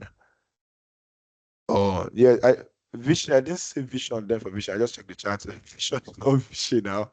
So that's fine. I said vision, not vision. So that's fine. That's fine about it. That's fine. Next one is become a future competitor. Yes, when you want to open your company, like I just said, perform competitors bidding. Let's say that your competitors they've bribed you, they're giving you money, looky. Do you understand? You are now getting to expose the plan of your company to your competitor. The other one is public announcement. Yes, the public announcement whereby the attacker is just figuring out a way to let your information known outside the public announcement. That's it about that. Let's go down.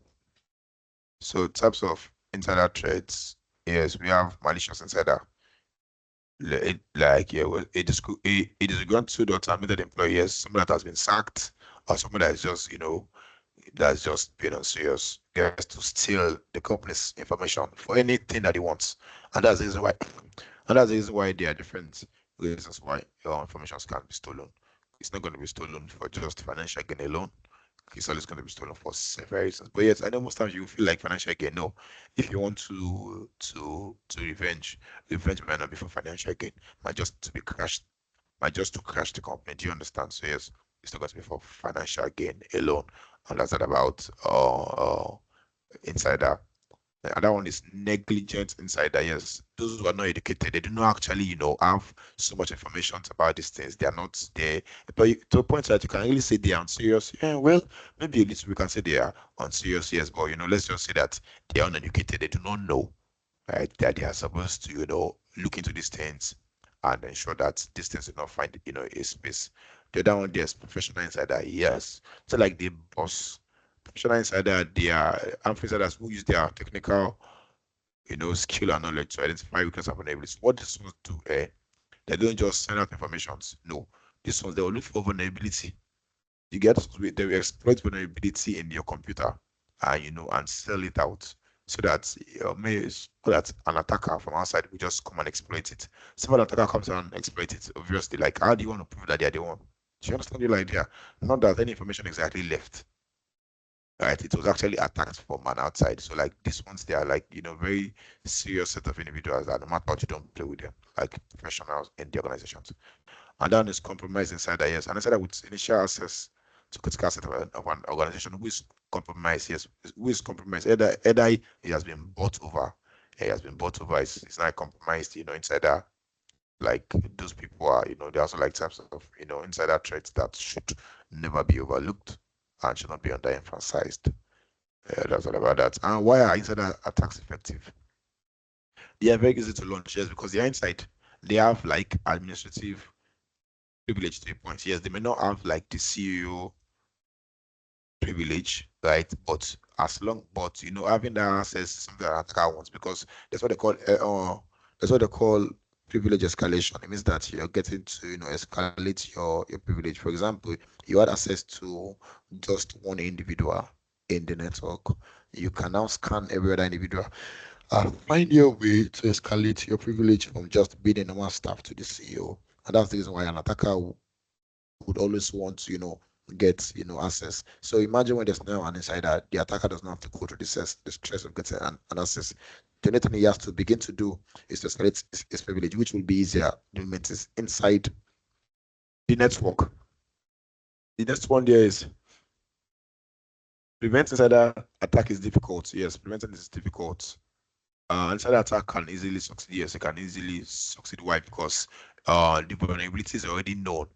The individual, the firewall that's supposed to like flag the individual will not flag the individual anymore. Why? Because he assumes that this particular individual has the correct information to log in, hence it must be real, and therefore the security checks will not, they will not pay so much attention to that kind of individual. So the next one is differentiating harmful actions from employees' regular work is very difficult. Yes, when the employee begins to do things, you probably would not even know. Why? Because you assume that they are good, and they become something very, very difficult. If malicious activities is detected, the employee may refuse to accept responsibility and claim it was a mistake. Yes, and so that mistakes can actually happen. Like imagine when they are undertrained and such happens, and they say, we do not know. Like, really, what do you want to do? Because in the US, they are undertrained. So they can actually claim that they do not know and all that and that. Now, we are not saying that, we are not that we're actually advising anybody to go and do anything, and therefore you can claim that, there's a possibility for me to claim that I do not know. If they go on and begin to do like forensic research, there's a possibility that they can find out you are the one. So please, this is not like an advice, this is not like a motivation for you to now go and do something bad and claim you do not know. Do you understand? So next one, yes, employees can easily cover their tracks. Yes, since they are inside, they can cover their tracks and ensure that they become more difficult to be found. Another one is can go undetected for years, and remediation is very expensive. Yes, remediation is very expensive, and the reason why it's going to be very expensive is because the damage that will be done from an insider is always going to be very extreme. And that's why they can go undetected for years. Why? Because they are staff. So you just overlook it. You just overlook it, and you just don't know that such thing is ongoing. And by the time you will know, it may be too late. So they can cause a heightened level of damage to the organization. That's all about that. Okay, this one is identity theft. Let's talk about this hotel. Identity theft. Identity theft is a crime in which an imposter steals your personal identifiable information, such as your name, your credit card, your social security, which is like NIN to us in Nigeria, your driver's license number, and so on to commit any kind of crime, just creating a crime, making use of your identity. So that when the security individuals or the police will come to try to track whoever it is that did it, it will be tracked back to you and you'll be held responsible. Understand about that? So yes, that's what that means. So attacker can use identity theft to impersonate employees, target organization, and physically access facilities. Yes. Now, in this sense, is when this are actually things that you've seen way better in movies. Yes, whereby they can steal somebody's identity and get to use it to access the venue. Most times, right, they will not really do like a face identity to verify that you are real. Did you get? All they want to use just like an ID card, a key card, and those things most times will not contain your name. So just come with your key card, you just swipe in, bam, and therefore you are good to go. So that's why these things are actually very possible. Or let's say you want to apply for a credit card online, right? With the information you've gotten to store. I don't even think most of them wants to do a face identification. I don't know if they do that, but most likely they do not. You get. So in the case whereby that is not done, they can use your information to apply for anything and do whatever it is they want to do.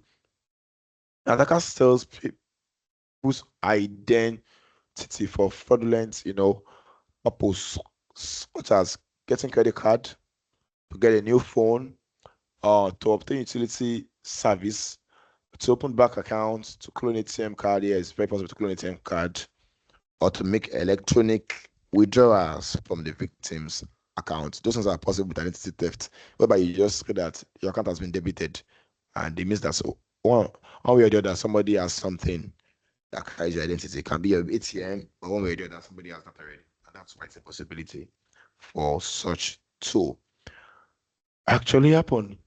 So types of identity theft, it is number one, child identity theft, and this is when you get to steal the information of a child, right, to do anything you want to do. Criminal identity theft, financial identity theft.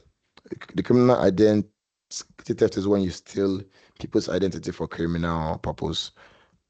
Financial identity theft, driver's license, insurance, medical insurance is when you steal somebody's insurance, somebody's identity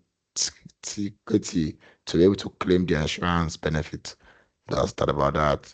Medical identity theft, tax identity theft, identity cloning and concealment, synthetic identity theft, social security identity theft, which we might actually have to explain some of them below. I'm only going to explain the ones that, yes, I feel like by the word they are not, they are not something that you can understand except explanation. That's certain ones I'm just going to explain. But yes, let's go further. So this spoke about the child, yes, whereby you get to steal information of a child and you get to work with that. Also spoke about criminal identity is when you steal somebody's, identity to escape criminal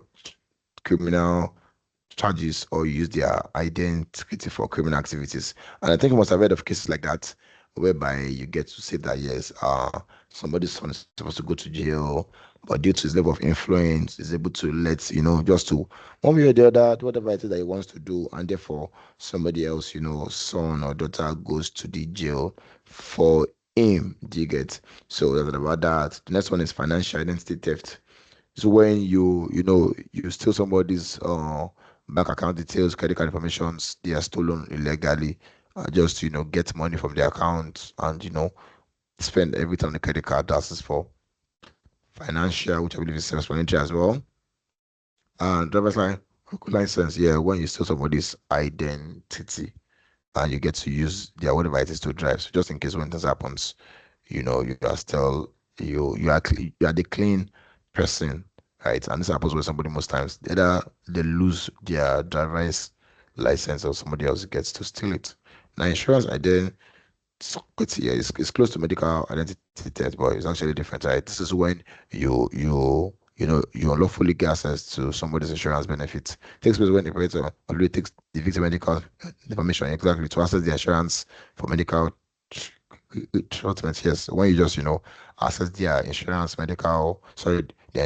benefits. It does not really have to be treatment alone. Do you understand? So it's not like insurance is not limited to medical alone. You have your car insurance, you have your house insurance, you have everything, blah blah blah. Do you get? So yes. Why for medical is when you make use of somebody's uh medicals, whatever it is, to get your treatment. I think in the US, I think that's what they call Medicare. That's like a system put in place for them to get their treatment. So imagine you steal somebody's Medicare card, you can just go to the hospital to get your treatment, with the person's claim. Now, tax identity. This type of identity occurs when the perpetrator steals the victim social security number to file fraudulent tax returns and obtain fraudulent tax refunds. I believe most of us here must have heard of those things. Yeah, whereby they get to steal somebody's information and try to file tax returns. Next one is identity cloning and concealment. This type of identity theft encompasses all forms of identity theft, where the perpetrator attempts to impersonate someone else simply in order to hide their identity. They are all very much alike, right? But this one tells you just what to do is just hide the identity. By the end of the day, right, almost everything you'll be doing here as well is still hiding identity. Do you get? But they are just infractions, but they are still the same thing as trying to hide your identity just to steal somebody's identity. Synthetic identity theft. Now this is one of the most sophisticated types of identity theft, where the perpetrator obtains information from different victims to create a new identity. That's very beautiful.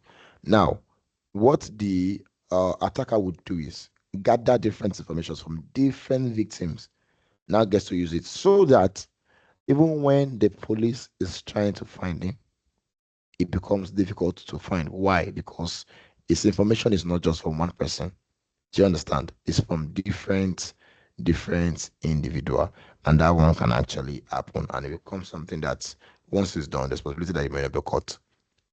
So social security identity theft, like we said earlier, that is the SSN, the social security number, which can be used for so many things. An attacker wants to steal it to do whatever it is that he intends to do. It's important to know that the attacker most times determines what he's using it for. But like few things that this can be used for includes like getting a new bank account, applying for loan, credit card. But at the end of the day, it's still dependent on what the attacker, want to do. Oh, somebody said what's the difference between an attacker and hacker? I think somebody already explained. Hacker, yeah, an hacker generally is a term used for anyone. Yes, once you are skilled, in the computer wise, you can be called an hacker. To understand, so that's good. An attacker is somebody that's actually, doing the main work. Attacker is the hacker who is really vulnerability. That's sweet. But yes, correct. That's the works. That's a good one. That's a good one. So, we're going to be looking at the countermeasures for social engineering. What are the countermeasures put in place, or how can we ensure that we are not the victim of social engineering? This time is running. So, number one, we have passport policy, we have physical security policies, we have defense strategy. Remember earlier we spoke about passport policy. So I think this is going to, it's like a little bit of a breakdown of passport policy. So number one, periodic password change. We spoke about ensuring that there's like a 30 days interval, periodic password change. Number two, oh sorry, I would have pouring noise. Number two, avoid guessable password. I think we spoke about that as well. Ensure that your password are not guessable. Like don't use your last name, don't use your date of birth, don't use anything that the attacker can actually guess. Please hold on. Don't play. Come on. Oh no.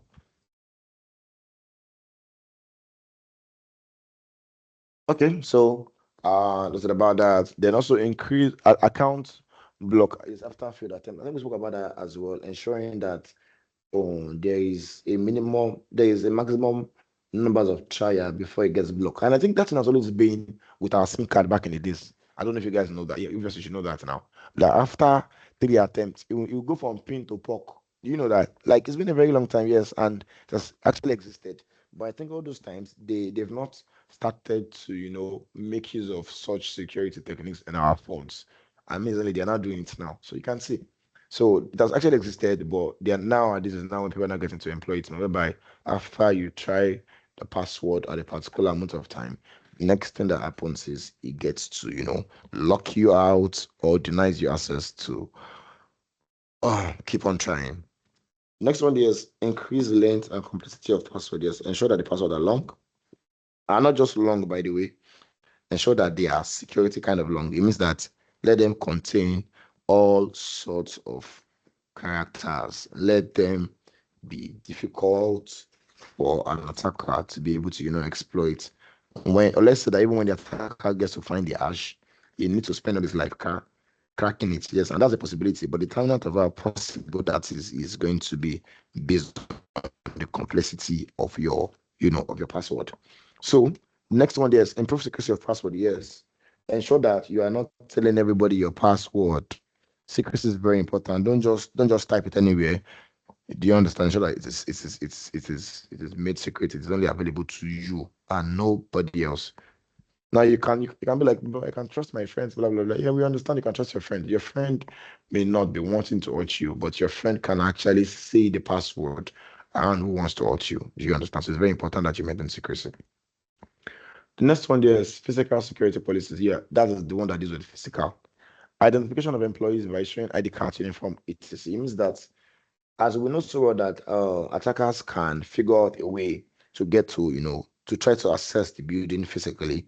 And that's what we spoke about, whereby the attacker can begin to, or they can tailgate somebody and enter into the building, and you will not know that they do not have access to that place. So ensure that anybody that access with ID card, not just with like a key card, they get ensure there's like an ID card or there's a uniform or there's just, there's just something put in place that makes it possible for you to be able to identify somebody that is not supposed to have access into the company. Number two is escorting visitors. Yes, ensure that you escort visitors so that they would only go to where they're supposed to go to and not where they're not supposed to go to. Next one is restricting access to work areas. Yes, do not let everybody have access to your work areas. If they are visitors, let them be in the visitors lounge and not, go past there to work areas whereby they get to see what they're not supposed to see. And that one is proper shredding of useless documents. Well, not really like they are entirely not that they are really useless per se, because you can call them you can say they are useless, but that's going to be from the point of view of the victim, in the sense that you want to print the documents that you want to submit, right? And you need the document to be as clean as possible. Now, while printing it, the printer, did his own whatever it is, and there's some part that are dark. Now, the victim or the user will consider the document bad or useless, but the attacker will see the documents and with the valuable information on it, he makes use of it. So now ensure that if now what is not getting to say that ensure that you shred them fully, because what you call not good or useless can be valuable to an attacker. An attacker can actually exploit it. So, and that's why there's now what they call shredding document. I guess like shred it into like pieces, like in a way that you cannot, it becomes unreadable. The next one there is employing security personnel. Yes, ensure that like, like security in place so that anywhere that wants to enter, the security can actually get to ask, yo, where are you going? Blah blah blah. What's your name? And you can get one or two informations about the individual. Next one there is defense strategy. Defense strategy. How can we ensure that there can be a defense in place? Because countermeasures should not be just password policies, right? We should also get to look into how can we, ensure that this kind of thing does not happen. Because at the end of the day, right? Remediations can be good, right? But you see, the best thing that any organization should actually do is to ensure that you even prevent, you prevent such from actually, happening.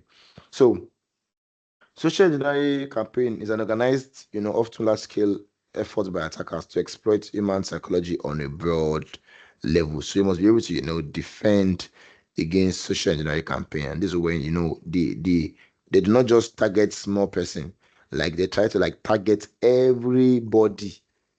So you must ensure that there is enough, security in place. There is proper training for everybody, so that such thing is actually not going to happen, because obviously attackers is not going to stop working. So it's also important that you as well, being the security individual of the company as well, you ensure that you keep on training individuals, just so that when attackers will come and want to do like a large scale attack, there's always going to be, people in place to be able to like identify it and ensure that everything has to be done, or things can be done to ensure that yes, such kind of attack does not get to take place. So I'm going to be using why the gap analysis and also the remediation strategy, I very much like as well. Remediation is just to ensure that there's a plan that is going to be put in place to ensure that you can, let's say that at the end of the day, right, the attack was able to go through plans or methods that's going to be put in place to ensure that such thing does not, or that you can actually handle it, or you can get to stop the attack from every other thing that the attacker intends in mind. Why for the gap analysis, making use of the information obtained from social engineering campaign.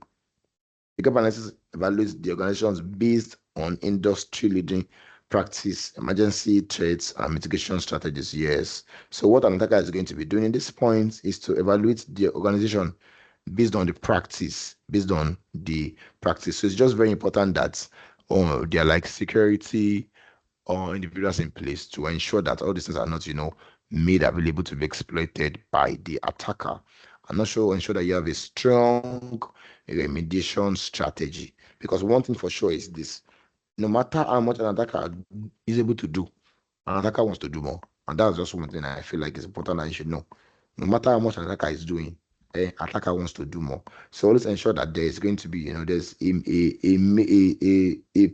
pre-planned remediation strategy that can be, used and is effective whenever there's an attack, and can be used to stop the attack from going as deep as it would, go according to the intent of the attacker. So it is 1 p.m. already. Yeah, so we're going to be back by 1:10. Feel free to ask your questions, because I feel like you have quite a lot of questions here. Yes, but please feel free to ask your questions. Drop them in the chat box and we're going to handle it. Thank you. See you in 9 minutes time. Okay, so we're back to the class, and I'm going to be trying to work with time, as we know that it is almost 2. Do you get? And I'm still trying to ensure that we can do at least 1 practical. Normally we're supposed to do more than 2 practical today, but as it is, we would actually have to, figure out a way to ensure that we just ensure that time works. So please just give me like a minute so that I can set things up and we can start this class. I'm going to begin to answer questions. Okay, just a minute or two. Thank you. Okay, so yes, please, apologies for the delay. If you have any questions, shoot answer them and we can proceed to the next thing. Please, any question? Question is what categories does CSRF and XSS attack falls under? Right. Well, they fall under web application. Yes, the CSRF falls its cross-site requests for Jira. Your XSS is cross-site scripting. They fall under like web application. When you're trying to do web application attack, either there's like vulnerabilities on them and they're not properly configured, right? And that's when this kind of things will actually be done. They are mainly for web applications. I think few things we've been getting talk about is like when it's been mostly on your computer configuration, on the security and authentication measure for your computer, right? But this particular type of attack, they are just done under web applications, yes. And they actually have, and you say, and what are their impacts? Is it like what kind of damage can they cause or what? Yes, you can use them for like section hijacking. When you're trying to, hijack a section, an ongoing section of a user, yeah, you can use cross-site scripting, or you can also get to, you can get to inject the website. Yes, that's when the website is actually vulnerable. You can inject, it's also vulnerable to like kill or gas, but at the end of the day, it's still going to be based on the vulnerability of the web application. If it's not properly configured, or if it's getting if it is making use of outdated software or outdated technologies, yes, it becomes something that the attacker can actually, get to exploit and can take charge of. So just about that. So yeah, I don't think there's another question, as nobody's saying any other thing. So okay, insiders, threats, and countermeasures. Yes, the first one that we have there is separation and rotation of duties. Yes, and now what this is going to do is that it is going to ensure that, because let's say that there's one of the staff, right, that is already compromised. In separation and rotation of duty, there is the possibility that what he is doing, right, will be made visible to the other employer. And if it is visible, what's going to happen? Then it becomes something that the attacker, I mean, it becomes wanted that the other employer, can get to report, so that it is actually not, exploited. And that's about that. So that's one key important about rotation. I think you must have seen many organizations, do rotation in duties and blah and blah and blah. And most times we just get to feel like it's just rotation. Right? In the research, there's always like more to it, just in order to, yes, ensure or figure out if one is doing something wrong, and you want to figure it out to ensure that, yes, stuff like that actually gets to stop. Now, the next one there is list. You are sharing your screen, sir. You are not sharing your screen. Well, please, if you can see my screen, kindly let me know. Yeah, I can see your screen, and your screen is quite visible. It's cool. I can see your screen too. It's up now. It's up.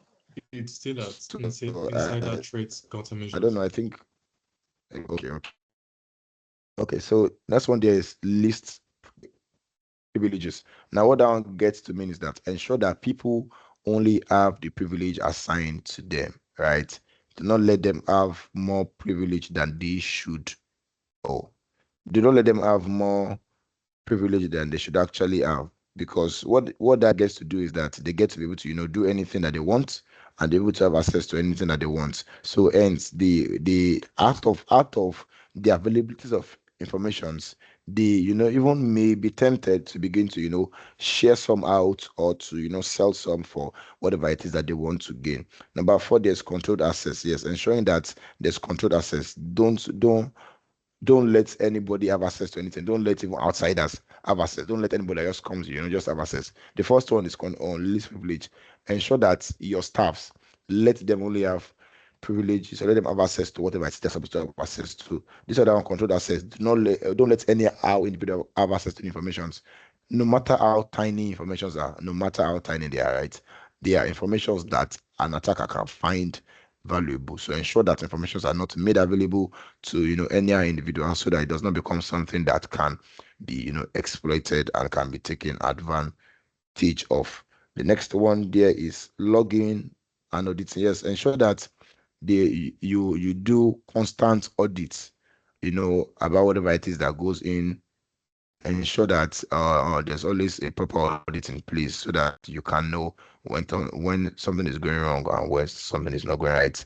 And because most times, right, everybody attackers nowadays will want to be in a stealth mode. You get your idea? So ensure that things are getting audited. Ensure that you have, the network in place, or a system in place that gets to, do a standard audit on everything that is ongoing in the organization that you do not know. So I think we said about that. The next one there is employee monitoring. Yes, ensuring that now this employee monitoring is not like you now monitor them, and therefore you do understand, like therefore they cannot do anything anymore. No, that's not what it's talking about. What it's talking about is that ensure that the employees, they are monitored in a positive way. It means that you have an idea of what they are doing. They are not doing outside of what they should be doing. They are only doing within the range of what they should be doing, and that's what employee monitoring means there. The next one there is periodic risk assessment. Yes, ensure that you set a time frame that you'd always come back, right? And you always do like a risk assessment. You will know what is going on. You will know what is happening in the organization. Question, because and I feel like, and few reasons why these things are very important is because if you don't know these things, right, you will not know when some things are going wrong. You will not know when the attacker is beginning to do things that he's not supposed to do. So it's just very important that you have these security measures in place. It's very important that you have all these things in place, so that if an attacker is going to be doing anything that he's not supposed to do, you automatically know, right? And you can stop it before it becomes something that becomes unstoppable in the organization. That's all about that. So let's go down and see any power ones.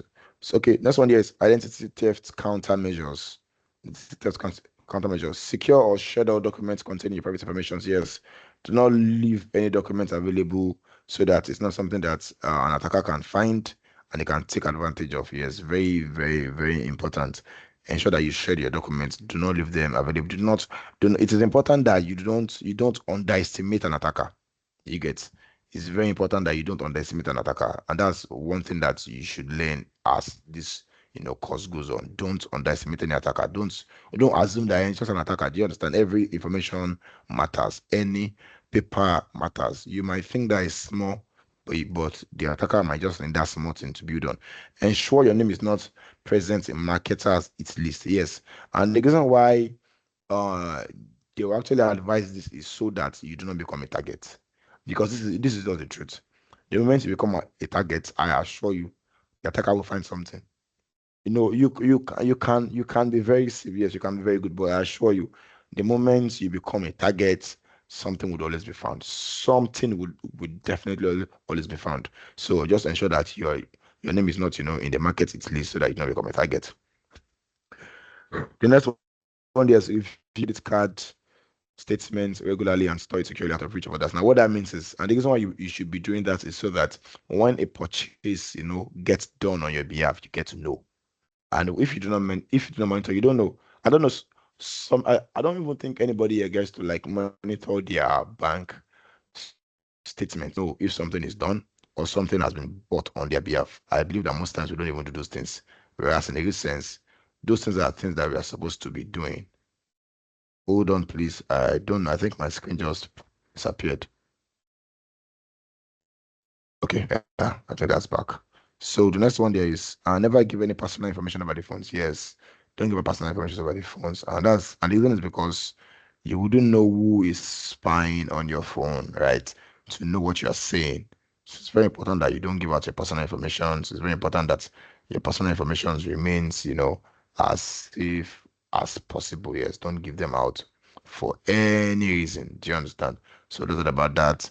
The next one there is keep your mail secure by emptying the mailbox quickly. I know that this can be a lot of work, but well, and most times we don't really make use of this in Nigeria. Yes, your mailbox, like your physical mailbox, not your email, like your physical mailbox, which most of us do not use, but ensure that yes, you empty them. And the reason is, and the reason why the emptying of such will be advisable is because attackers, it becomes something that an attacker can always take advantage of once they are conscious that you have a mailbox that most times you do not check, or you do not get to know what is happening with it. Yes, an attacker can always go to the mailbox and try to see if you have anything inside of the mailbox that you can leverage on or you can exploit. It's about that. Yes, sorry, please, you're raising up your hand. What's that, please? Yes, please. The part where you said make sure your name is not on the marketer's hit list. I Yes. wanted to be more clear on that. Are you talking about like a sales marketing person, or if your details are on maybe the dark web or something, dark web hit list or something? So I need to be clear on that. Thank you. Well, if your name is And how do you ensure that? Thank you. if your name is on the dark web, there's nothing you can do about that. There's literally nothing you can do about that. But yeah, like what it actually means is that as much as you want to be out there, right, figure out a way to ensure sure that your name is not like everywhere. Do you understand? I don't really, you're not the only one working. And I understand the part that yes, you want to, everybody wants a name, right? Everybody wants to be good what they do, everybody wants to be, be uploaded and blah blah blah. But you get in them, don't ensure that you are not carrying or putting everything on your name. Any small things, your name on the marketing. And mind you, this is not, and you might be wondering what about celebrities, but this is not about celebrities. This is like a marketing. I'm sorry, the marketing part of the organization. So this means that if any attack is able to get to you, it's going to get to the organization. So ensure that there is like a balance, right, in whatever it is you're going to be doing. Even though you can be the marketing team, head, blah blah blah, you can be doing your job. Ensure that's effective, while at the same time you are not making yourself, too much out there and available for you to be a target. Because at the end of the day, like I said earlier, if you are a target, either you like it or not, an attacker will find you, and that's just one part of cybersecurity that till tomorrow may not make so much sense. But that's societies. The moment you become you can be on the hit list, you will be found. So as much as you want to be out there, you want to have a name, blah blah blah, ensure that there's a balance around all these things so that you do not become a target. And that's all about that. So I think the next one there is how to detect phishing email. Are we ready? Okay, yeah, how to detect phishing email. You can always check the sender and the receiver. Always check where it came from. Very, very important. Always check whoever it is that is sending you the email, and always check who you're sending the email to. Sorry, apologies. I go back here. So that's about that. How to detect phishing emails. Yeah, you can always check the sender. Check the sender. Check who. Now, if when you get an email, you can only click on this. So it's like this. I know a pop down arrow that shows you the sender. So when you check the sender, always check where your reply is supposed to go back to. Because sometimes what attacker gets to do is when an attacker gets to spoof an email, right, and they get to send you an email, they can put now they know that if you reply, your response will go to the original individual. Do you understand? So what attackers want to do is attackers want to like find a way to ensure that even when you reply, right, the reply does not go back to the original individual so that they will not be caught. Do you understand? So what an attacker wants to do is attacker wants to like find a way to ensure that even when you are sending a reply, the reply goes back to them. So always check where the message is coming from, and always check if they've configured it in a way that it gets sent back to the attacker, and always check if there's a sense of urgency. Because one key way that an attacker would always want to get to any individual is to put them at this position whereby there's this sense of urgency whereby they need to do fast and sharp. Do you understand? That's really going to be one key thing. The other one is look out for the way it is composed. Either they can be grammatical errors, there can be misspelling and this and that and that. Other one is includes links to spoofed. Yes, always check links. Yeah, and I think I saw somebody on the website saying that, sorry, on the chat saying that you can use Virus Total. Yes, Virus Total is very good. We can just copy the link, paste it there, and you can get to find out and see, if it's spoofed. The other one is may contain offer that seems to be too good to be true. Yes, when somebody is telling you win 5 iPhones, most of you like those things now. Free iPhone that did not work for. Let's say it's free. Come and do it yourself too. You wanna click the link. Also, include official looking logos and other information taken from legitimate websites. It only has GAK government, blah blah blah blah blah. Okay. Now includes official looking logos and other information taken from it. Yes, exactly. Some of them will always want to include so many things. So ensure that you do a proper check because they want you to be, deceived. So please ensure that you pay proper attention to that. The last one, and now this may contain malicious attachments. Yes, there can be attachments like PDFs. Virus Total still works for the PDF. Yeah, you can still use that, to do that, and you can work with that. That's all about that. Okay, we are 30 minutes away, so I think I'm just going to have to go to a practical. Which what can one do about annoying spammers? Believe me, there are actually a few things you can do. And at the end of the day, right, they are only most times they will spam you because your email was a part of a data breach. And I don't know if we had time, I would have told everybody to check. There's a website called Have I Been Pwned? Let me see if I can open that here on my browser. Have I Been Pwned is a website that you can input your email. Okay, I think I'm able to go to the next tab. Just go to Have I Been Pwned? I do not know how to spell that, but yes, once you go to the website Have I Been Pwned, you can get to input your email address, and you will see how many times or websites that your email address, have suffered a breach. This is Have I Been Pwned.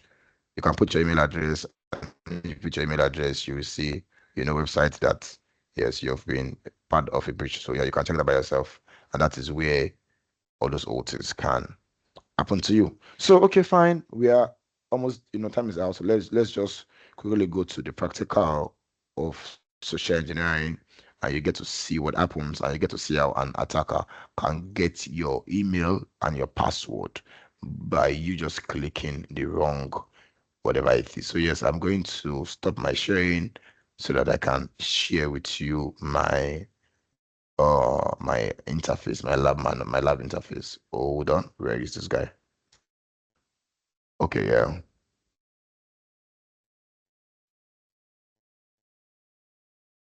Okay, so if you can see this, kindly react. Yes, if you try and have you been pawned does not stop you from getting spam mails. Believe me, you keep getting spam mails. Believe me, you keep getting spam mails. Like literally, that's not your fault. You get that's not your fault. You're not the one doing that. You keep getting spam mails, and that's just going to keep happening. Because obviously, attackers are out there now.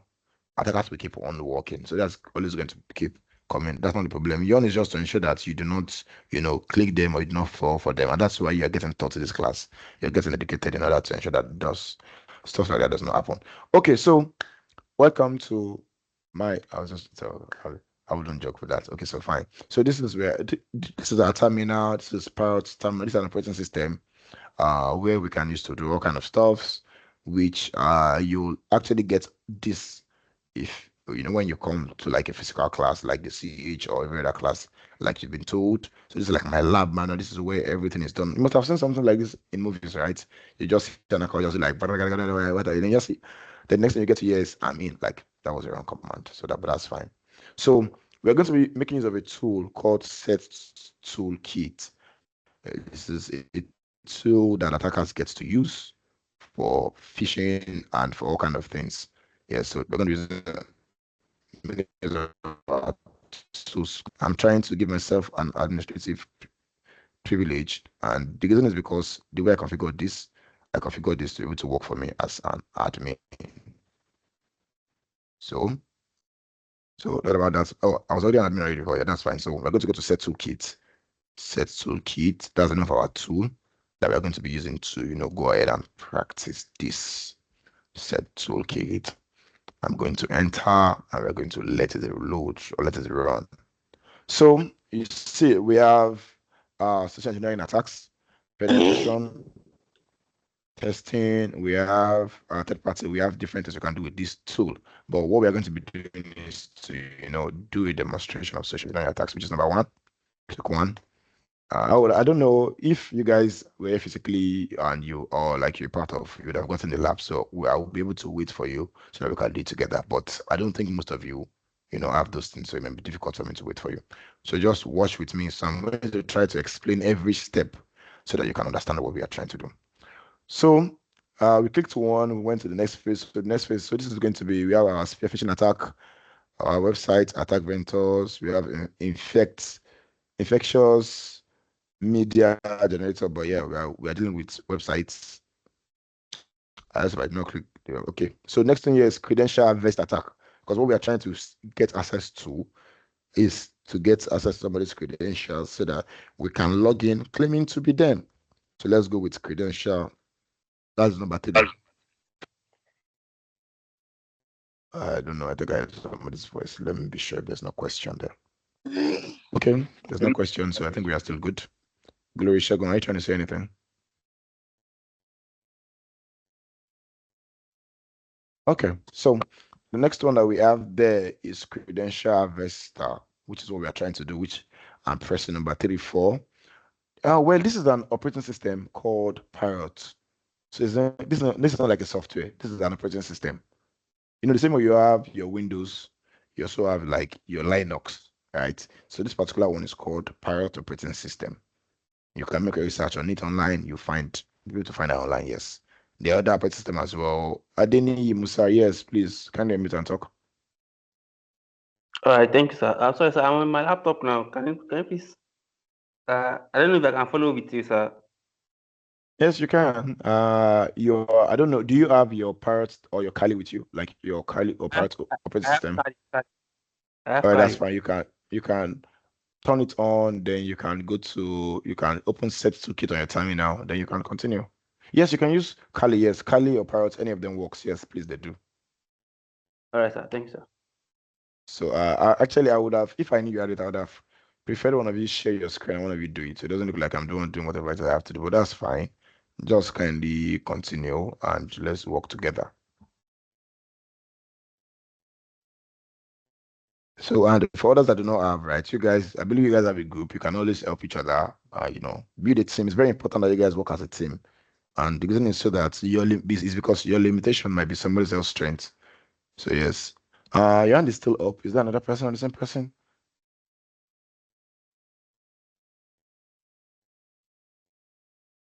Okay, thank you. So, yes, let me cancel this thing so that we can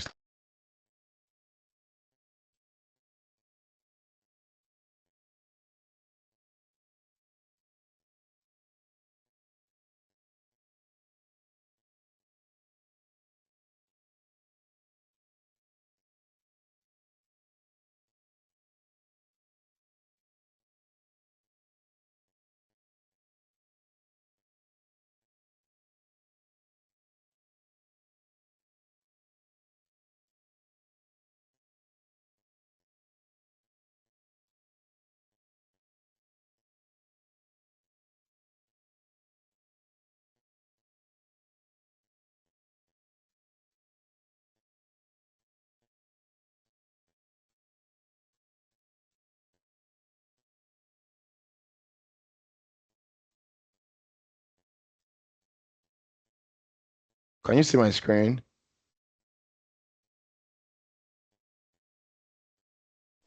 Yeah, you can see Yeah, I yours. can see your screen. Okay, because But I if I think there can was ask, somebody. what's the tool that you're using? The CLI tool that you're using? Set toolkit is all it always comes with the Parrot or Kali toolkit. Can you just open your terminal and type set toolkit? It's going to work out.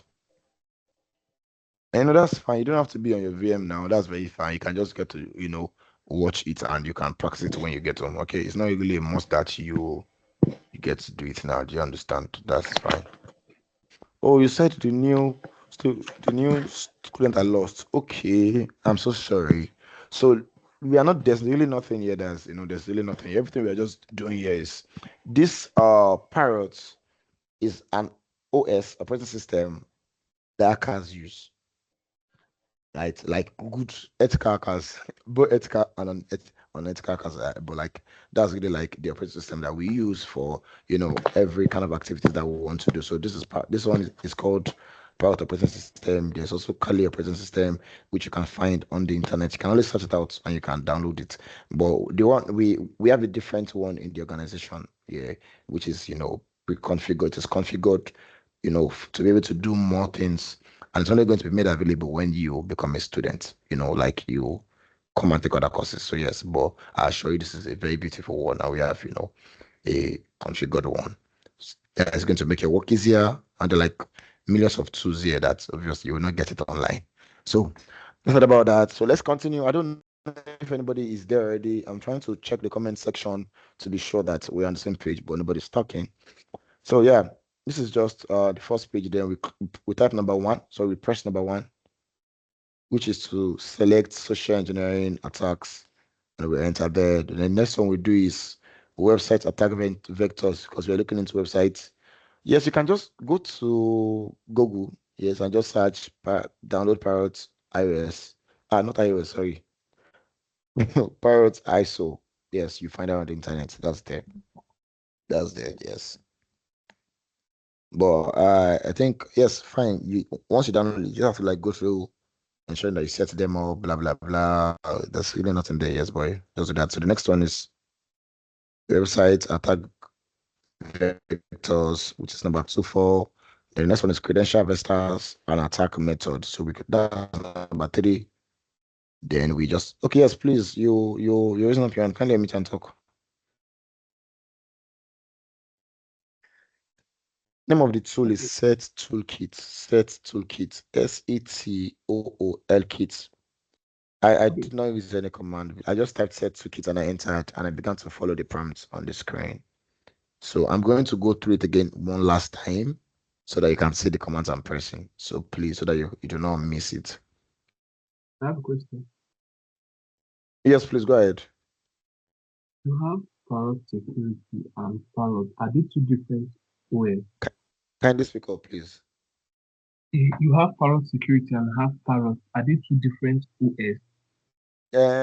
Well, they are the same. They're the same. Oh, you're looking at they're actually the same, right? It's just based on whatever it is you want to do. Don't worry about that. I think at least if you're looking at it, you would have seen Windows 11. You saw like true Windows 11. Yes. So I don't have the exactly. No, it's just based on whatever it is you want to do with them. Do you understand? So it does not really. Don't let it bother you. You are the time. It is my lab. I built it. Do you understand? So it means that I will build it to what I want to use it for. So that's just that about that. So when I type was set toolkit, there's still a hand raised up. Please, if it's a question, I'll meet and talk. And if it is not, kindly put it down. Set toolkit. Let that come up. We have 18 minutes more. I'm trying to work with time. Very important.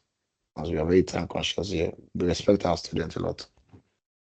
So social engineering attacks, website attack vectors, that is number 2.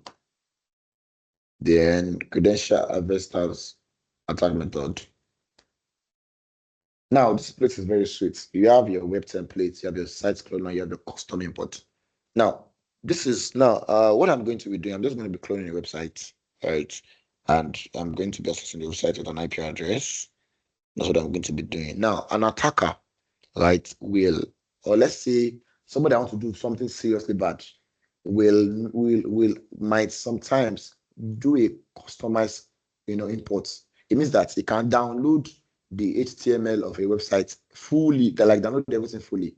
Then it can now get to use that to, do this attack. But for the sake of this class, and we need to, teach you what you can understand. And looking at time, so we're going to just working with site cloner. And what that means is we're going to be cloning your websites.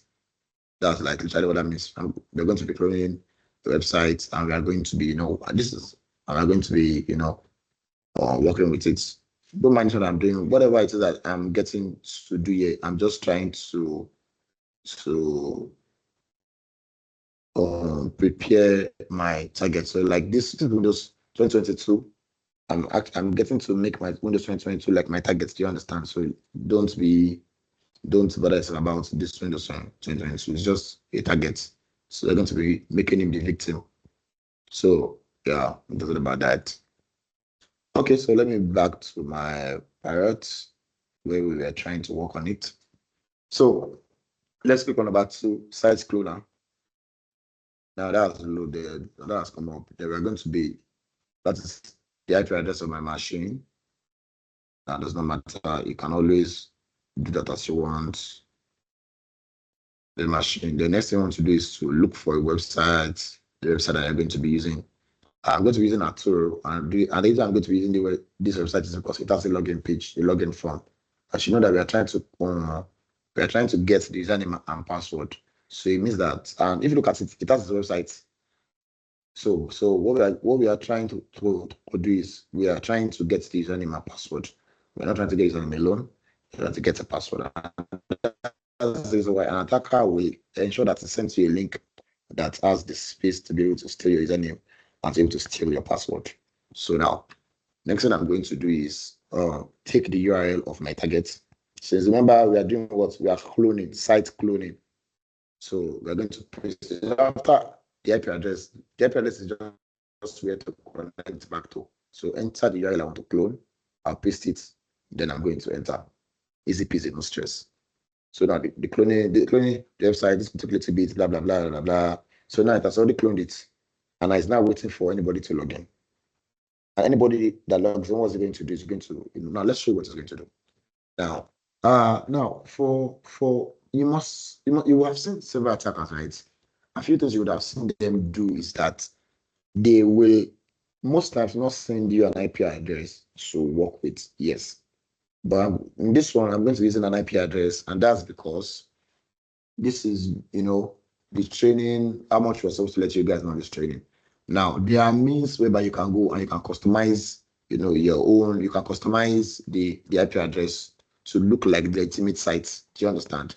But for the sake of this class, we're not going to be doing that. We're only going to be, now, this is Windows 22. Imagine this is a target. Earlier, I was making use of Parrots. So imagine that Parrot was a target, but this time around we are using Windows 2022. So imagine that 2022 is target, while the Parrot is the attacker. So you're going to be accessing the site HTTP okay, I'm trying to figure out what this IP address is here because I think I'm forgetting it. 10, 27, 12, 235. If I forget my mail. Colon 10.27. I should have forgotten.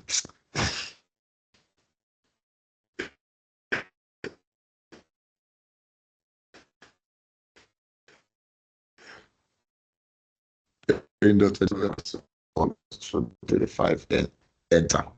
So let that roll. It's taking time. That might be because of our network, which is not the problem.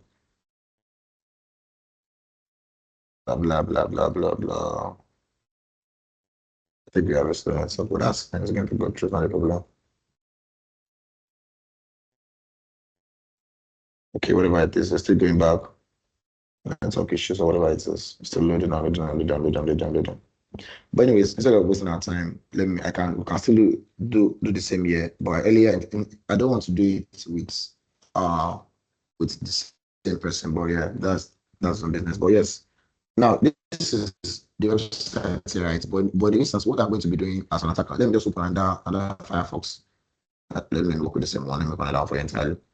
So this is a new Firefox entirely. So what we're going to be assessing here is, now we're just going to assume that the attacker has been able to send the malicious link to the target. Now you can customize it in so many ways. There are so many ways online that you can get to customize it. Like so many ways online you can get to customize it in a way that it will look more realistic. All right. So what we're going to be doing is, go to the IP address. Where's the IP address? I have somewhere here. I'm trying to find it. Okay. So the reason why we are going to the IP address is because now what we are trying to do in this point is we are not customizing it. That's why it looks like we are going to the IP address, but that's fine. So you can see that we typed the IP address and it loaded for us, right? And you can see that with the IP address, we are visiting the site. And now there is no way that you look at this site and you tell me it's fake. Why? Because what we did was to clone. So we did like a copy and paste of the original website to be able to do this. So now we have our username field and we have our password field. And that's why we tell you several times it's very important that you don't click links anyhow. You do not have an idea of how much access that link that you click is. Now let me show you the original website. Where's the original website of the Arturo? I think it's the one. And you can see that this one is not customized. It's not IP address, so you can tell that that's the original one. So I'm just trying, I want to put them side by side and see if there's a way you can show me a difference between the both of them. And that's why we are always going to be very heavy on do not click links anyhow. They can look friendly, but they are not friendly. Look at it. Look at the display. It's how they look alike. Like it looks, and this is like an online banking login form. Yes, Peter. Yes, please. Let me can talk.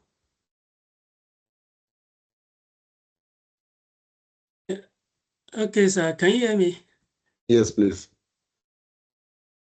Okay, so my question is, the IP address you pasted it and you were able to open the website, the clone website. Yes. And Yes. I think that's because both the attacker and the target are on the same network.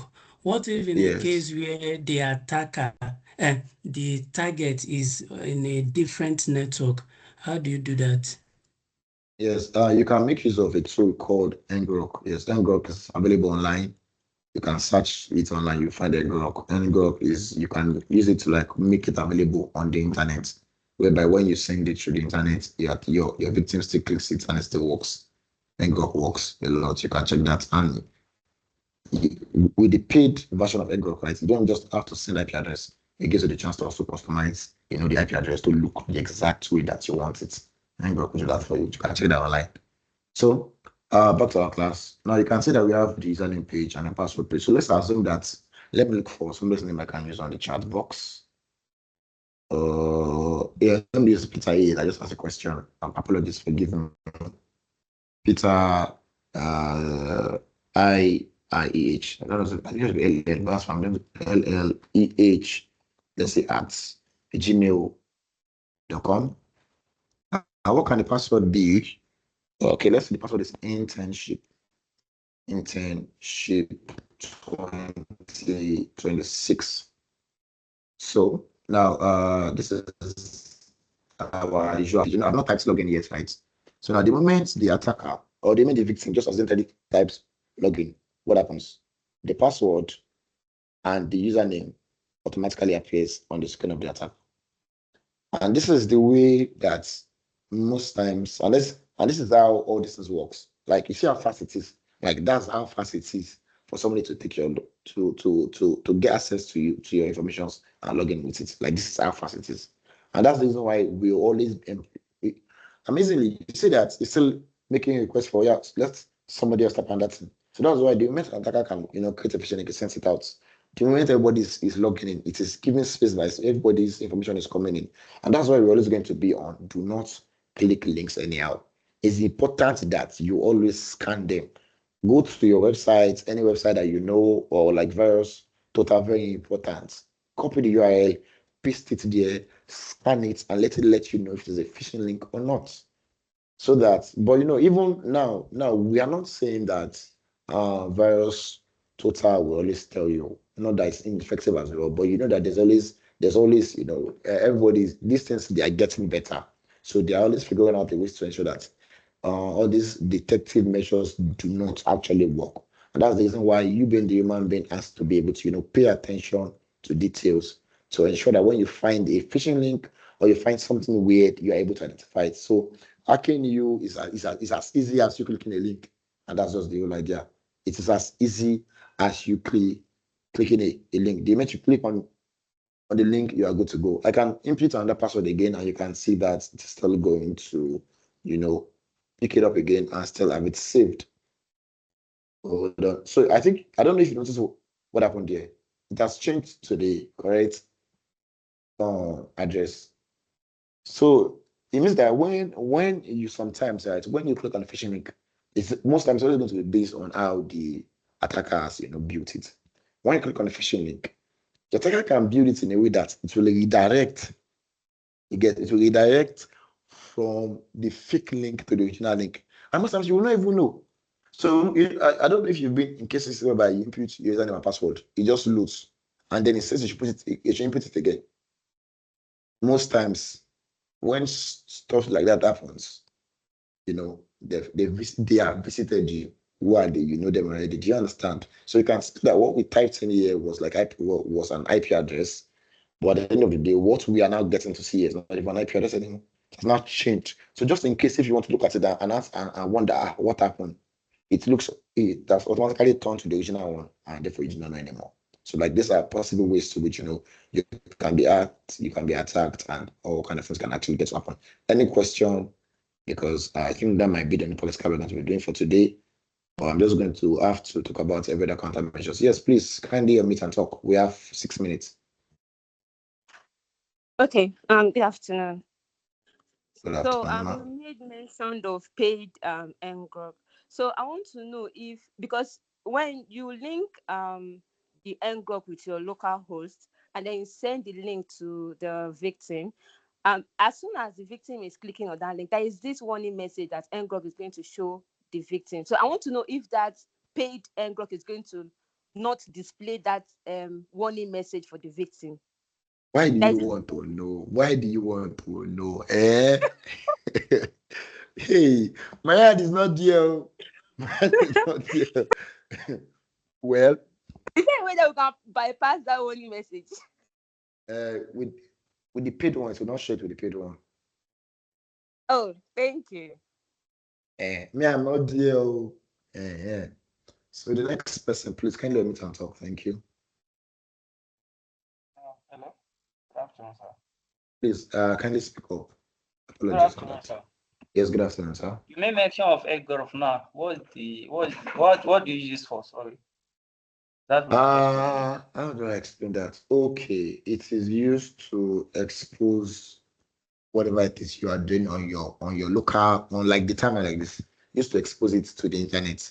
It means that, like she was saying, all right, that I think somebody asked a question and was saying that yes, the link, this IP address or whatever it is only accessible because we are on a local area network. So now what NGO could do is to make it accessible to even those outside of my network. So means if I create the link now and I send it to those in US, they will click it and it will still load. That's what that's going to be doing.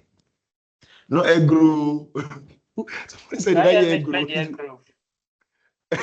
Somebody said egg-roll. It's not egg-roll, it says ngrok. Can you spell the ngrok, please? Ngrok. Ngrok. Ngrok. No, egg-roll. So yeah, you're welcome, bro.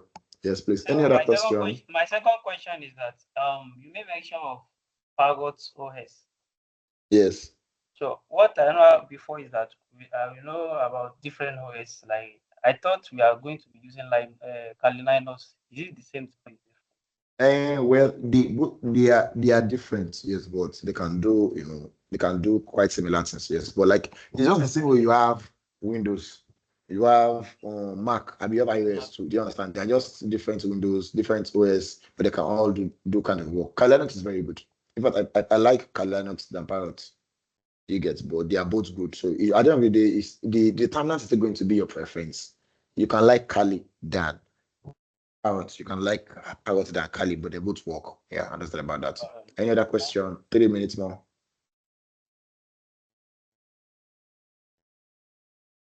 Any other question? Yes, please unmute and talk, Adewale. Yeah. Thank you very much, sir. Please, I want to ask if you can walk me through how to get Kali Linux on my system because I have a new one, so I don't know how to get it on. How to have Kali Linux on it. I don't understand. Like, have you downloaded the ISO file? I haven't downloaded anything. I just need someone to walk me through from the. Well, you can check it out on YouTube. Don't worry, you can check it out on YouTube. Like, you find out on YouTube. Okay. And how about if I need like special packages on it? Special package. And come and do another come and do the CH class now. If you come and do the cybersecurity ethical hacking class, that one I'll teach you real life. Okay. Thanks for your help. Yes, please. Any other question? Please, concerning how can we locate, how can we identify this guy on group chats? If you have any message you want to pass. How can you identify who is that? I just need to message any. The admin, yes, just message any of the admin. I feel like they would actually direct you to Sardonyx, but just talk to the admins there. Yes, any other question? I think somebody was, yes, Almo. We have 1 minute. Oh, please just shoot. Okay. All right. Hello, sir. Can you hear me, sir? Yes, I can hear you. Yes. Oh, I was a little bit. I was lost. But I don't know. Is there a way I can probably get your contact? Then is it possible? We are going to just everything you want to ask can actually be done on the group. I'm actually on the group too, so I'm still going to attend to you. Okay, so just talk on the group. All right, sir. Yeah, you're welcome. Next question. Excuse me, sir. Yes, please. The CH is because I heard that the CH exam is mostly theory. Is it the class is going to be for CH and CH master or only CH? I think Mr. Samuel, please, if you're on the call, I think Mr. Samuel will be able to undo because actually I don't understand that question, but I think Mr. Samuel will do justice to that. So don't worry, he's going to answer it. I believe he's still going to talk as soon as I'm done. So please, and just next person, can you just talk like 4 questions? Yeah, bro.